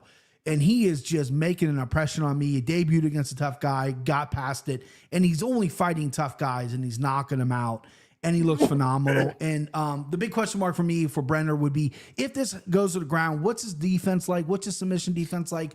Is he going to play it smart, or is he going to be just a buzzsaw in there? I'm going to go buzzsaw because I like Brenner here at plus money again. I'm not playing it safe. I'm not a chalk bitch, boy. We're going dogs. Give me Brenner. Should be a firework fight, though. I do not see this. I don't want to jinx it, but I do not see this going to the cards. I wouldn't wear a T-shirt with a cuss on it, but I'm not a chalk bitch. Has a certain ring to it. So Joel Alvarez, Ken Flo, hasn't fought in just over a year. Visa issues forced him out of a matchup with Ludovic Klein in March, then had to withdraw from a fight against Mateusz Raumbetsky in April. So it'll be Brenner. It'll be Abu Dhabi. Who do you like? This is going to be a fun fight, and I agree with Brian. I'm not sure this one goes the distance. I think for Brenner, the game plan's pretty clear. He's got to get on the inside, utilize his boxing and his pressure to win this fight. Alvarez is really good with those long-range strikes. He also has some nasty elbows on the inside that Brenner has to watch out for. But more than anything else, the guy is 6'3". That's a problem. But his takedown defense is basically non-existent. I don't know if it has to do with him being off balance a little bit on his kicks or him just not working on it strong enough. Certainly Spain isn't really known for their wrestling necessarily, but he has shown big improvements in how he's sitting down on his punches now. He's gaining more power. When I look at his first fight to where he's at now, he's shown big improvements. And again, with that a lot of time off, I think he's probably made more improvements yet still. So I don't know if I'm going to pick this one, if I'm going to bet on this one, I should say, but I'm leaning towards Alvarez, but would not be surprised to see Brenner pull this off. He's tough as nails. We've seen him bloodied and battered before. He's going to fight to the absolute end. I think he's got enough power to put Alvarez out, and this is going to be fun while it lasts. Dude, Ken Flo playing so sick today. I had intentions to ask him at the end of this live broadcast about the Bitcoin convention that I think he just attended in Nashville, Tennessee. He was on a panel. He was there with Chris Cyborg and others. He ran into Colby Covington. I was going to ask you about that at the end of the show, Ken Flo, but I don't want to be disrespectful of your time. But no, please like do. Please do. I meant Austin hat you're wearing too? No, this is like a Bitcoin OS hat. Okay. But I met a bunch of ANIK and Florian podcast fans, actually. Nice. So that was pretty cool. Yeah. All right. It's strawweight, fellas. 7th ranked Mackenzie Dern, -125. Taking on number 10, Lupi Godinez, +105. So Dern has now realigned with Jason Perillo. Perhaps that will bear fruit. She's dropped her last 2 stoppage loss to Jessica Andrade, then a 3-round unanimous decision loss to Amanda Lemos at UFC 298 in what I think might have been the fight of the night. Now, Bryce, she draws Godinez. Big fight at 115 pounds. BP, who takes it? Love this fight. And, I pop on Mackenzie Dern's Instagram every once in a while. I'm a curious fella. But I saw that she was a Perillo, and I love that. She needs to get back there, right? Yeah. Because her striking really took a dive without Perillo, and Perillo is one of the best hand guys in MMA. I truly believe that he's phenomenal. So I like that she's going there. Hopefully she's improving her wrestling because she's going to need it here. Lupi fought Jandiroba last time out. Jandiroba got her down twice, but it was tough. And Jandiroba's takedowns are great. Mackenzie Dern is not on that level yet. Mackenzie Dern is going to have to play the volume game against Lupi here. Lupi likes to play volume as well. This is going to be a tough fight. And I see a lot of pressure on me right now. People are probably cutting to this spot because they know BP knows chicks, and this is a chick fight, but I really don't have a strong lean. I'm going to go Mackenzie Dern because I feel like Lupi does like to mix in takedowns, and maybe if she gets confident, she'll go to the ground. And the one thing about Mackenzie Dern is she is so quick off her back deciding what to do. She doesn't set money. She sets it up, but she sets it up quick. Next thing you know, your arm's getting taken, your head, your ankle, whatever. Yeah. So I'm going to lean Dern. I'm surprised she's the favorite. But I see this being a decision fight. I see this being, if you're holding a ticket for either side, good fucking luck what judges show up. It should be a good fight, though. But I'm going to lean Dern. Yeah. No, this fight card is really awesome on ABC coming up this weekend. I hope you folks will turn in. Hey, Bri, do you think your wife, Erica Petrie, would let you French kiss Mackenzie Dern for 10 seconds or no? No way? No. Okay. My wife is extremely jealous. She watches this show and she doesn't like my comments. She's extreme. I have a checkered past, John, okay? And she lives on my side of the town. So if we go out and a girl says, oh, hey, Brian, she goes, who the fuck? What's the history? You know what I mean? EP. Let's go, EP. You know what I mean? Like the shout out today or no? Yeah, she would love the shout out. Yeah, so that's what I'm doing. I'm trying to shout her out. I'm really just wondering if she loves it. Maybe she might let you take advantage of what could be a once in a lifetime opportunity if like Mackenzie Dern thought you were cute, but I think she has a boyfriend. So. She probably has a boyfriend, but who cares, right? This is coming from Mayor Man. But listen, my wife has a crush on you, John. So I would let you make her make out with you for 10 seconds if I get around with Mackenzie Dern. I'd be willing to switch a little bit, but you're a married man as well, so we'll leave it at that. So now after the show, I'm supposed to ask my wife if she'll let me make out with Erica Petrie for 10 seconds. Is that where your wife's this is getting complicated? Your wife's gonna drop a name like, okay, that's fine, but I get to make out with so and so. So that's how it happens, John. Right. All right. This show has really dissolved. That took today. a turn. That took a Kenny, Lupi Godinez. I don't know who she's making out with, but she had won 4 in a row before she ran into Vina Jandiroba in Atlantic City in late March. Of course, that Jandiroba loss has aged gracefully. Vina's next fight could very well be for the title, but a huge spot here, obviously, for Lupi Godinez, Ken Flo against Mackenzie Dern. Lupita. Yeah, man. Listen, I think that Brian did a great breakdown, but I think he's looking at this with Dern-colored sunglasses here. Okay. I don't know what's going on. True. I think that Godinez has excellent wrestling. She does not want to use this offensively. She needs to use this defensively and really fight a very similar game plan than what she did against Jandiroba. Now, I think that in that fight against Virna, she showed that she's able to get out of some really nasty spots. She's able to survive in some really good grappling exchanges. However, as good as Jandiroba is, right, with her grappling, she doesn't have the same potency as far as the submission game that Mackenzie Dern has. And she certainly doesn't have the same level of credentials that Mackenzie Dern has. However, Mackenzie Dern doesn't have anywhere close to either the striking or the wrestling that Jandiroba has. And I think that's a critical fight. Now, if Godinez kind of goes back to because she does have great entries and she has a tendency of striking into the clinch and just taking people down. If she decides to do that against Mackenzie Dern, it could be trouble. And sometimes you kind of revert back to your default. She does not want to do this. She has to be extremely disciplined and present during this fight. Use her wrestling defensively. Keep this one on the feet where she will have the advantage. And I just don't. Wrestling's one of those things that takes so long to learn. I don't see Mackenzie looking any differently here. Just like a knockout puncher, she has a chance if this goes to the ground. She can finish anybody in that division. I just don't see her getting the takedown against Godinez here. I like Godinez by decision. So, yeah, that's how I see it. Nice. Really nicely done, Ken Flo. If you are not listening to these two fellas and you are betting on the UFC on DraftKings Sportsbook, you're doing yourself a disservice. I appreciate your commitment, fellas, every week, sincerely. All right, at welterweight, Michael Chiesa minus 550, Tony Ferguson plus 410. Ken Flo, I'd like you to lead us off on this one if you would. So when Jason initially sent you guys the betting lines, Chiesa was minus 410. He's now minus 550, which sounds to me like a lot of parlay fodder. These two initially, Kenny, were to face off in South Dakota in 2016, which incidentally was our last night on the microphone together. Chiesa pulled out of that fight with a back injury that has reared its ugly head throughout his career. I know Chiesa's thrilled this Ferguson fight was presented. Kenny, what do you make of this matchup now coming together at 170 pounds? Well, it's certainly a fight that makes sense, and it makes sense at 170 pounds. I think Chiesa still has what it takes with his grappling to get it done here. I think that the striking from both men largely kind of cancel each other out. Like Ferguson doesn't have the same level of potency that he did at 55, and I don't see that potency being present here at 170 pounds. Chiesa is not known as the best striker in the world either, but I do think that his length is going to help him here. I think his ability to get to the clinch, give Ferguson a tough time in the clinch there will be critical. He's going to have to stay busy, and he's going to have to be successful with his takedowns.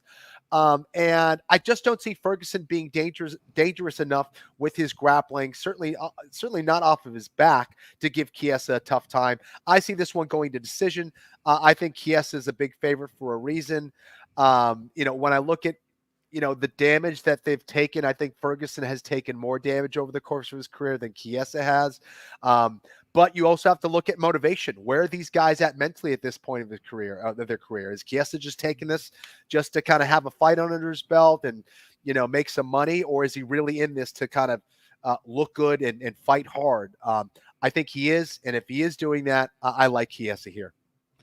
All right, Brian, Ferguson's last win, UFC 238, June of 2019 against Donald Cowboy Cerrone. He's lost 7 in a row, all on numbered pay-per-view cards. Now back on a fight night for the first time since 2016. How do we handicap this matchup, Bri, for the now 40-year-old El Cucuy? Man, tough, right? 7 in a row for Tony Ferguson. Who would have thought, right? And Michael Chiesa, he's lost 3 in a row. And Michael Chiesa hasn't really looked great in those 3 losses either. I mean, Sean Brady bodied him and he got choked out twice. This is a guy, Chiesa, when I cap, I get a little worried about the guys that are dipping their toes in the analyst field, which is great. I love that they have something set up after fighting, but he's going to be 37 in December. Where's the motivation at? Are we making a push here? Are we making a run? Because the past few years, you've been really inconsistent fighting. You're fighting once, maybe twice a year. That's not really what top contenders are doing. So I'm trying to figure out what Michael Chiesa is. And when I'm doing that, at minus 550, it's a layoff for me. I can't. Even though I think Chiesa can take this fight to the ground, control position, look good. Tony Ferguson doesn't, his ground game off the back, the tricks he used to have don't work anymore. And he just kind of lays there. We've seen it in his past few fights. But, I never lay off a fight, right? I'm going to play a prop, which I'll save for place the bets. There's a prop I'm going to play. I'll play that little tease. As far as gun to my head, give me Chiesa for the grappling and maybe the youth, but I just don't feel confident picking such a giant favorite when I don't know who's going to show up. You know, I kind of feel like we need to have a minimum wager when it comes to our place your bet segment, right? Because you guys oftentimes, I don't know that anyone has placed a bet below $100 all year, but BP wants to. Am I wrong? Like, have you placed a $50 bet? I think Kenny might have once, or no, maybe he's done 150. The bet I'm going to place today, I know you're saying that is $50. I was going to say a $50. You're going to bet on Tony Ferguson. You're going to bet on Tony Ferguson for $50 by submission, right? Get out of my fucking head, bro. Yeah, exactly what I'm doing. Yeah, I know exactly. Tony Ferguson's got like 17 dart strokes, and Michael Kessa falls into a darts every fight. Dude, we are on the same. That's hilarious. That's crazy. Not just as far as the Tony Ferguson submission prop, but just 100%. It's not out yet, but it's going to be glorious. All right. That's funny. Minimum wager for place your bets for you guys is $50, right? Okay. Can you imagine? Be like, all right, I'm going to also do a $10 kicker, right? A $10 14 fight round robin pick at every fight on the card. So maybe we'll have fun with that in the future, but $50 minimum for you guys moving forward. I like it. Speaking of spitted forward, featured bout in the bantamweight division, it will be the former two-time UFC flyweight champion Davison Figueiredo minus 166 taking on Marlon Chito Vera, who is plus 140. Gosh, Davison Figueiredo, our producer Cody Merrow's favorite fighter. He had a big rear naked choke of Cody Garbrandt at UFC 300, and that, Bri, came after a strong decision win over Rob Font last December. All of a sudden, he's creeping on the top 5 in a second division. He's favored here against the recent world title challenger, Marlon Chito Vera. What do you have for us on a huge fight here at 35? Love this fight. Probably my favorite fight on the card. I mean, the main event is the highest of levels, but this might be one of my favorite fights on the card. No one's cooler than Chito. This dude's just cool as shit, right? You see him on Instagram. His hair's always different, right? He's driving all these old cars. He's just a cool fucking dude, right? I think he smokes cigarettes still. Who knows? Like, the dude is just a cool. I love fighters who smoke cigarettes. Shout out to the crochet boss, Maurice Green, smokes one on the way to the octagon. Quentin Jackson used to smoke back in Pride. Like, you know, he's just a cool guy, right? In his performance with Sean O'Malley outclassed him a little bit, but he took that hellacious knee. And Chito Vera's durability has always been talked about. If that didn't put him down, or at least put him out, what is? What's going to put him out? But I love Figgy at 135. I didn't think I would. The Rob Font fight, he mixed up his wrestling and takedowns so good. And there's just this energy. You know, 125 had to have killed this guy, right? Had to have sucked him dry, because he goes into Cody Garbrandt, and we're all thinking it's going to be a stand-up bang him. Cody Garbrandt's got a little bit of a chin issue. No, he goes, whoa, this guy's never been tested wrestling. We haven't seen his wrestling. Let's test his ground game. And guess what? There's nothing there. And Figgy took his back, choked him out, and looked really good doing it. I think he's going to have a similar path here against Marlon Chito Vera. Chito Vera's 70% takedown offense. I think it's a little glaring. I think it's a good number, but he is susceptible getting taken down. I think Figgy's going to mix it in well.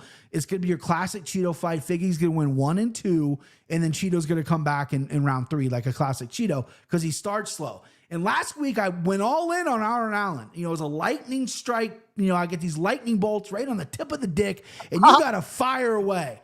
This one's not quite like that. I'm picking Figgy. It's more of like one of those static shocks that you get, right? I got a static shock on this. I saw the board. I'm seeing it clearly. I'm putting a lot of money on Figgy. I like him in this spot. I like the low number. Good to be by decision. I don't think he's getting Chito out of there. Nice job, Brian. Brian, what's your middle name, Bri? Timothy.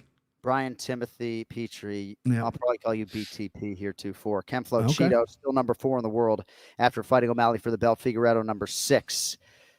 Vera, though, in danger, at least on paper, of losing 3 of 4 here. He did get that title shot after the win over Pedro Munoz, but prior was outclassed by Cory Sandhagen. So for Chito, this is really the one that he needs to have if he's going to get back on any sort of precipice. And I love this fight as much as Brian does. We might go live for it on the ANIK FLORIAN Podcast YouTube channel. Ken Flo, who do you like, number 4, number 6 at 35? Another barn burner here, gentlemen.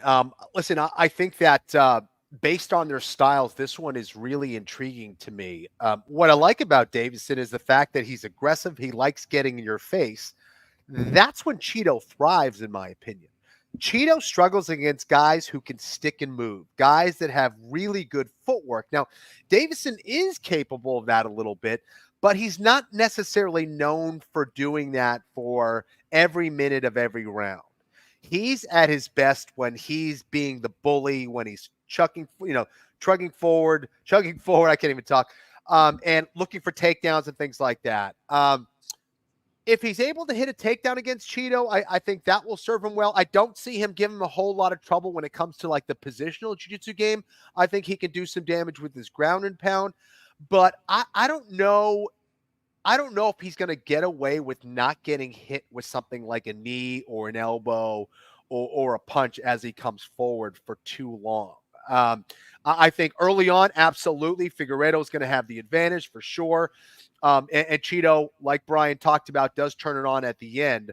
And sometimes Davison doesn't always come in the greatest shape. Sometimes we've seen him get tired before. Cheeto does not get tired. But more than anything else, I think the way they match up, I think that we're going to see a lot of strikes exchange. And I like Cheeto if that's going to be the case. So I'm leaning towards Cheeto. This is going to be interesting because things can change very quickly. Brian did an amazing job last week. He may just surpass me after this week because I think we have a lot of different picks. I'm leaning towards Cheeto here. I love it. Really well done, Ken Flo. That segues us to the co-main event. It was to be Vicente Luque and Nick Diaz. A lot of us, I think, were expectant that fight would either be canceled or postponed. So your new co-main event, Brian, middleweight, features the 13-0 shot a bullet Magomedov, making the quick turn at -265 against Michal Oleksiejczuk, who is +215. So Shara Bullet just competed and won in Abu Dhabi last month. Despite the fact that he did bonus, Bri, I'm not sure you extract too much positivity from that performance if I am being a man of complete veracity. Took on the last-minute replacement, Antonio Trocoli, who arrived morning of the weigh-in. But Magomedov, definitely a finisher, really unorthodox striker with a lot of great kicks in his arsenal. He's knocked out 11 of his 13 victims, and now he draws the hard-nosed Oleksiejczuk BTP. Who do you like? This is one of the few times I'm ever going to complain about, and I'm never going to complain, but about doing it so early in the week because I need a little more time. I think there's a live dog here in Oleksiejczuk. He's only lost to really hard, like grapplers who can get you down and submit you. That's not the Bullet's game. You know, he lost a close decision against Justin Jacoby. Other than that, if you stand up with this guy, he typically wins. And the Bullet is a guy who's going to want to stand up with you. We got a boxer primarily with Oleksiejczuk and a really fancy kicker who also has good hands with Shara. I love the Bullet here. I wish he would change his nickname to Pirate because he dresses sometimes like a pirate. He's got the eye thing. He talks about sailing to different lands and taking all the gold, right? Like this dude needs to walk out with a parrot, have a parrot corner him. I don't know. I'm not his manager, but I need to be because we got a marketing team behind this guy. He's a phenomenal fighter. He was the Reddit guy that everyone talked about on Reddit, and I had to discover him. And then I looked at tape of him. I thought he was okay. I slammed the brakes a little bit. Bruno Silva was a tough debut. He got past it. The last time out, he did what he had to do.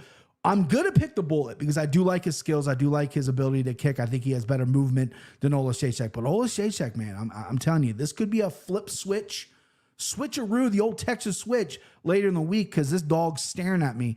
And I might take a bite out of that. But right now, give me the Bullet. I think I know why his nickname isn't Pirate, Bri. I'm not sure we're trying to draw extra attention to the eye. I mean, I can't sit here right now, July 29, 2024, and even tell you the extent to which he can see out of the fucking thing. Well, he came to America, right, during the International Fight Week and was like, yeah, I'm ready to fight. I can fight in America. Wasn't he there? Yeah. Was I wrong about that?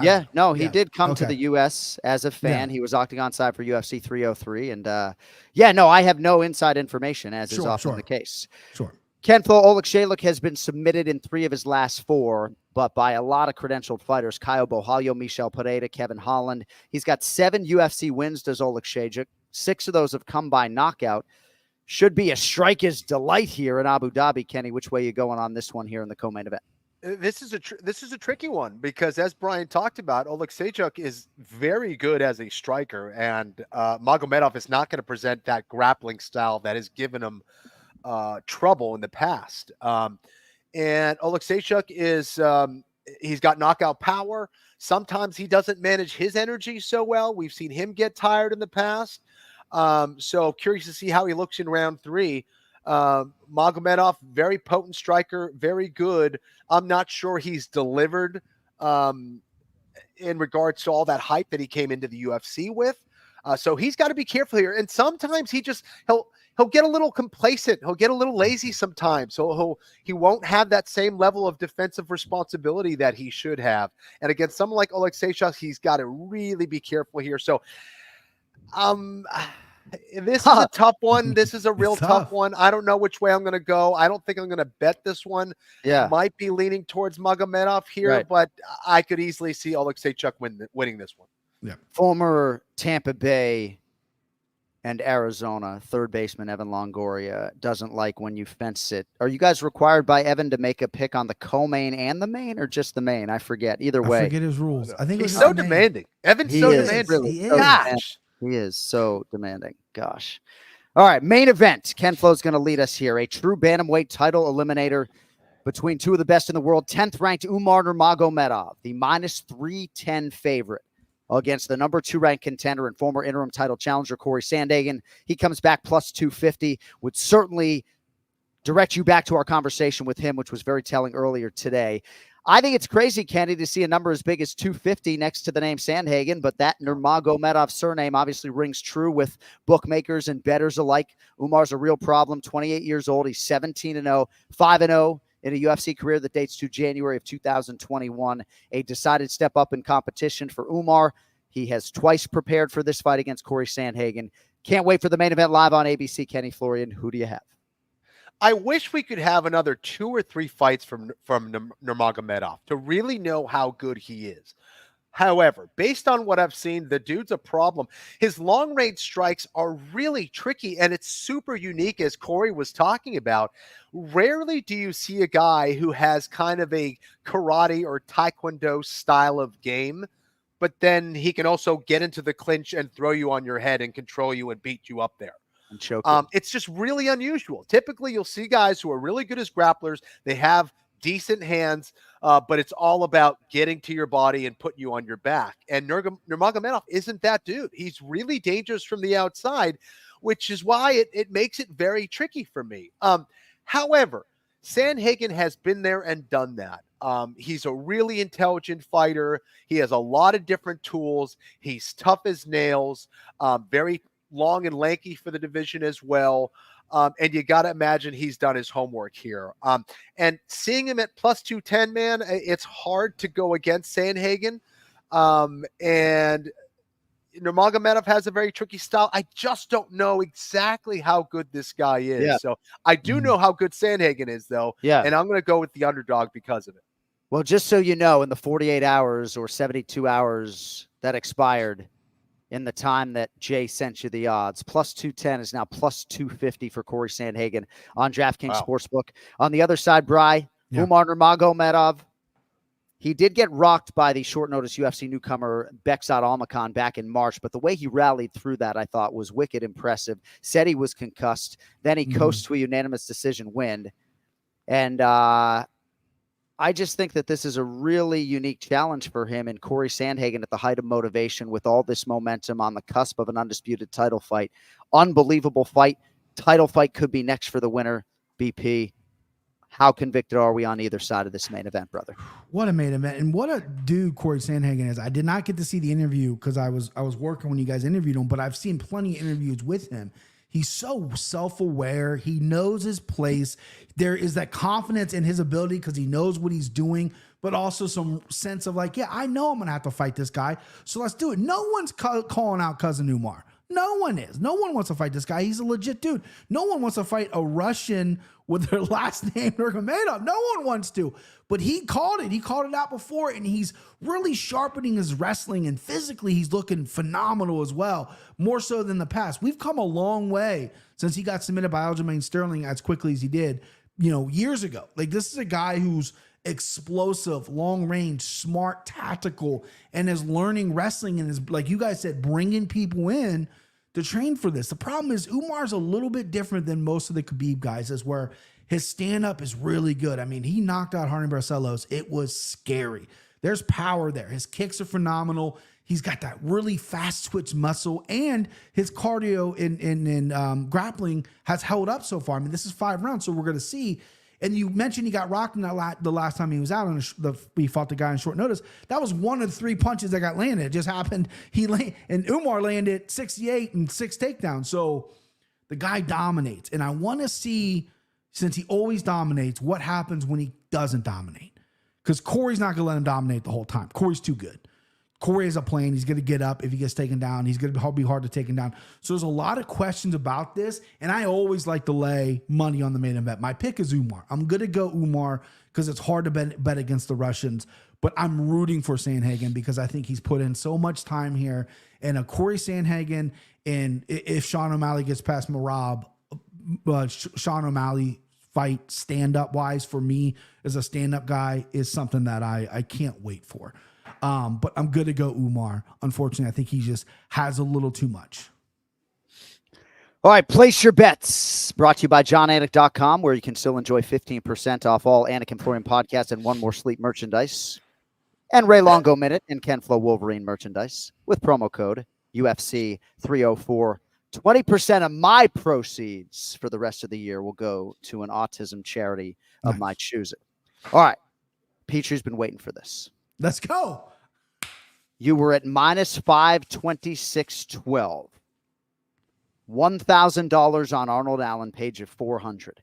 300 on Belal Muhammad at plus 170, page of $510. 300 on Tom Aspinall by knockout.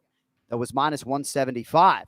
Paid you $171.43. Paddy Pimblett for $200 at plus 105. That paid you 210. Only loss for BP, a $200 parlay that did include Christian Leroy Duncan. Yes. So for the week, Petrie banks nearly $1,100, $1091.43. He's back in the black year to date, $565.31. Team Florian was at plus 1140.72. He hits for 300 on Mohamed Mokaev. That paid $240. You gave $200 back on the under 2.5 rounds in that fight, though. You look good given the way the week played out and the toe injury to Cop early on.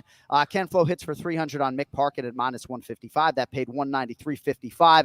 You did lose $400 on CLD Christian Leroy Duncan, $600 on King Green, and your $200 parlay did not cash. So we want these $2,000 pay-per-view weeks to be the big weeks, the big swing weeks, and it was. Minus 966.45 for Ken Flo, whose year-to-date is now plus 174.27. So unless I'm mistaken, we have a new world order, and Brian Petrie vaults into the lead by $391.04. Woo!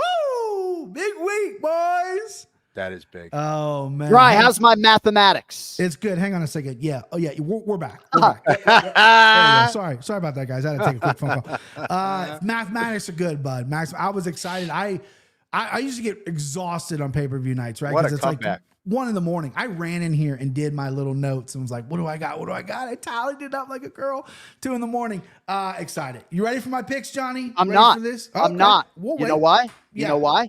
Why? Because you have the lead. Oh, which means that if you want to pick first, I mean, right now your face is I'll go in first. the single box. All right, Brian Petrie is going to make his selections first, but as the leader, you do withhold the right to defer, but you're going to lead us off, and I'll get out of your way. Yeah, because Kenny and I are going to be opposite most of this anyway. And by the way, Kenny, you're struggling with the illness. What a champ being here. You're shaking hands at Bitcoin. Hosting the podcast in my absence. I'm going to apologize. I mean, just what a he's struggling with the tissue and everything. I love the guy. All good.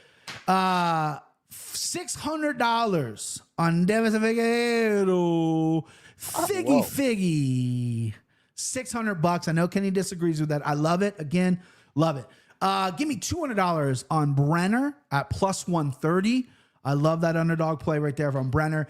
Give me a Zoe Menenfield, right? The man, Zoe Menenfield, plus 180, $150. And then my big coup, my big reveal is Ferguson by sub. That John took the win right on my sales. But that number's not out yet. But Tony Ferguson by sub, $50.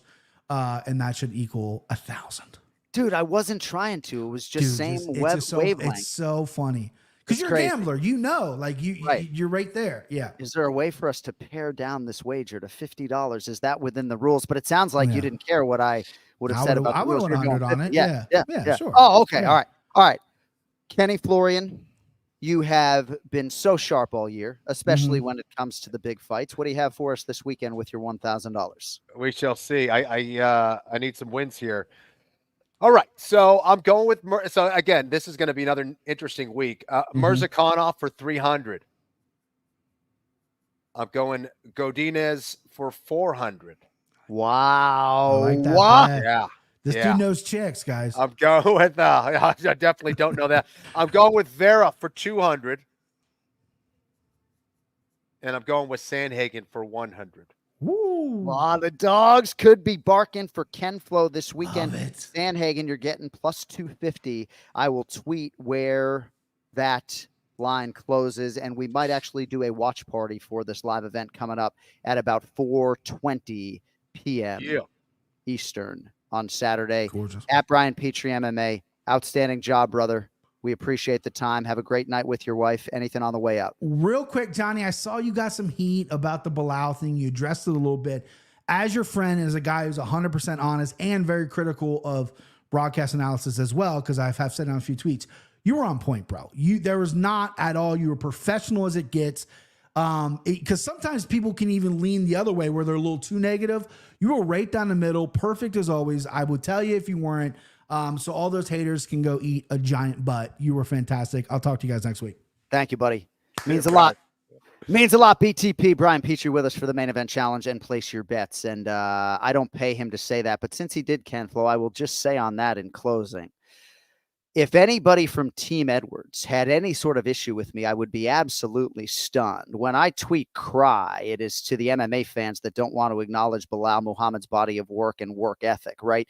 So I don't think that anybody on Team Edwards would take any exception to the call. And if Dana White or my boss, Craig Borsari, or Zach Candido felt like I called any fight in a one-handed way and lacked objectivity, whether my friend was involved or not, you can be sure that I would have heard from them already. And maybe I'll hear from them today. And if I do, I'll bring that to you guys next week. And I would also say too, when Belal Muhammad forgettably compared Leon Edwards's tone or twang to, maybe somebody who speaks slowly, and he invoked the word autism or autistic, right? It hit me in some kind of way because, as you well know, I spent the bulk of my professional life before sports journalism teaching autistic kids age 3 through 18. I worked as a vocational coordinator, a job coach for autistic kids. I was there as they were bagging groceries, coaching them. I did job interviews with dozens of autistic teenagers, right? So I went at Belal in a public way. It was just an emoji, right? But I call it the way it is. I've had to publicly go at friends of mine like Michael Bisping and Mark Goddard when I felt that it deserved it. So I'm not always perfect. I'm a flawed human being, probably a flawed broadcaster in a lot of ways, but I stand by the call of Edwards v. Muhammad too. All right.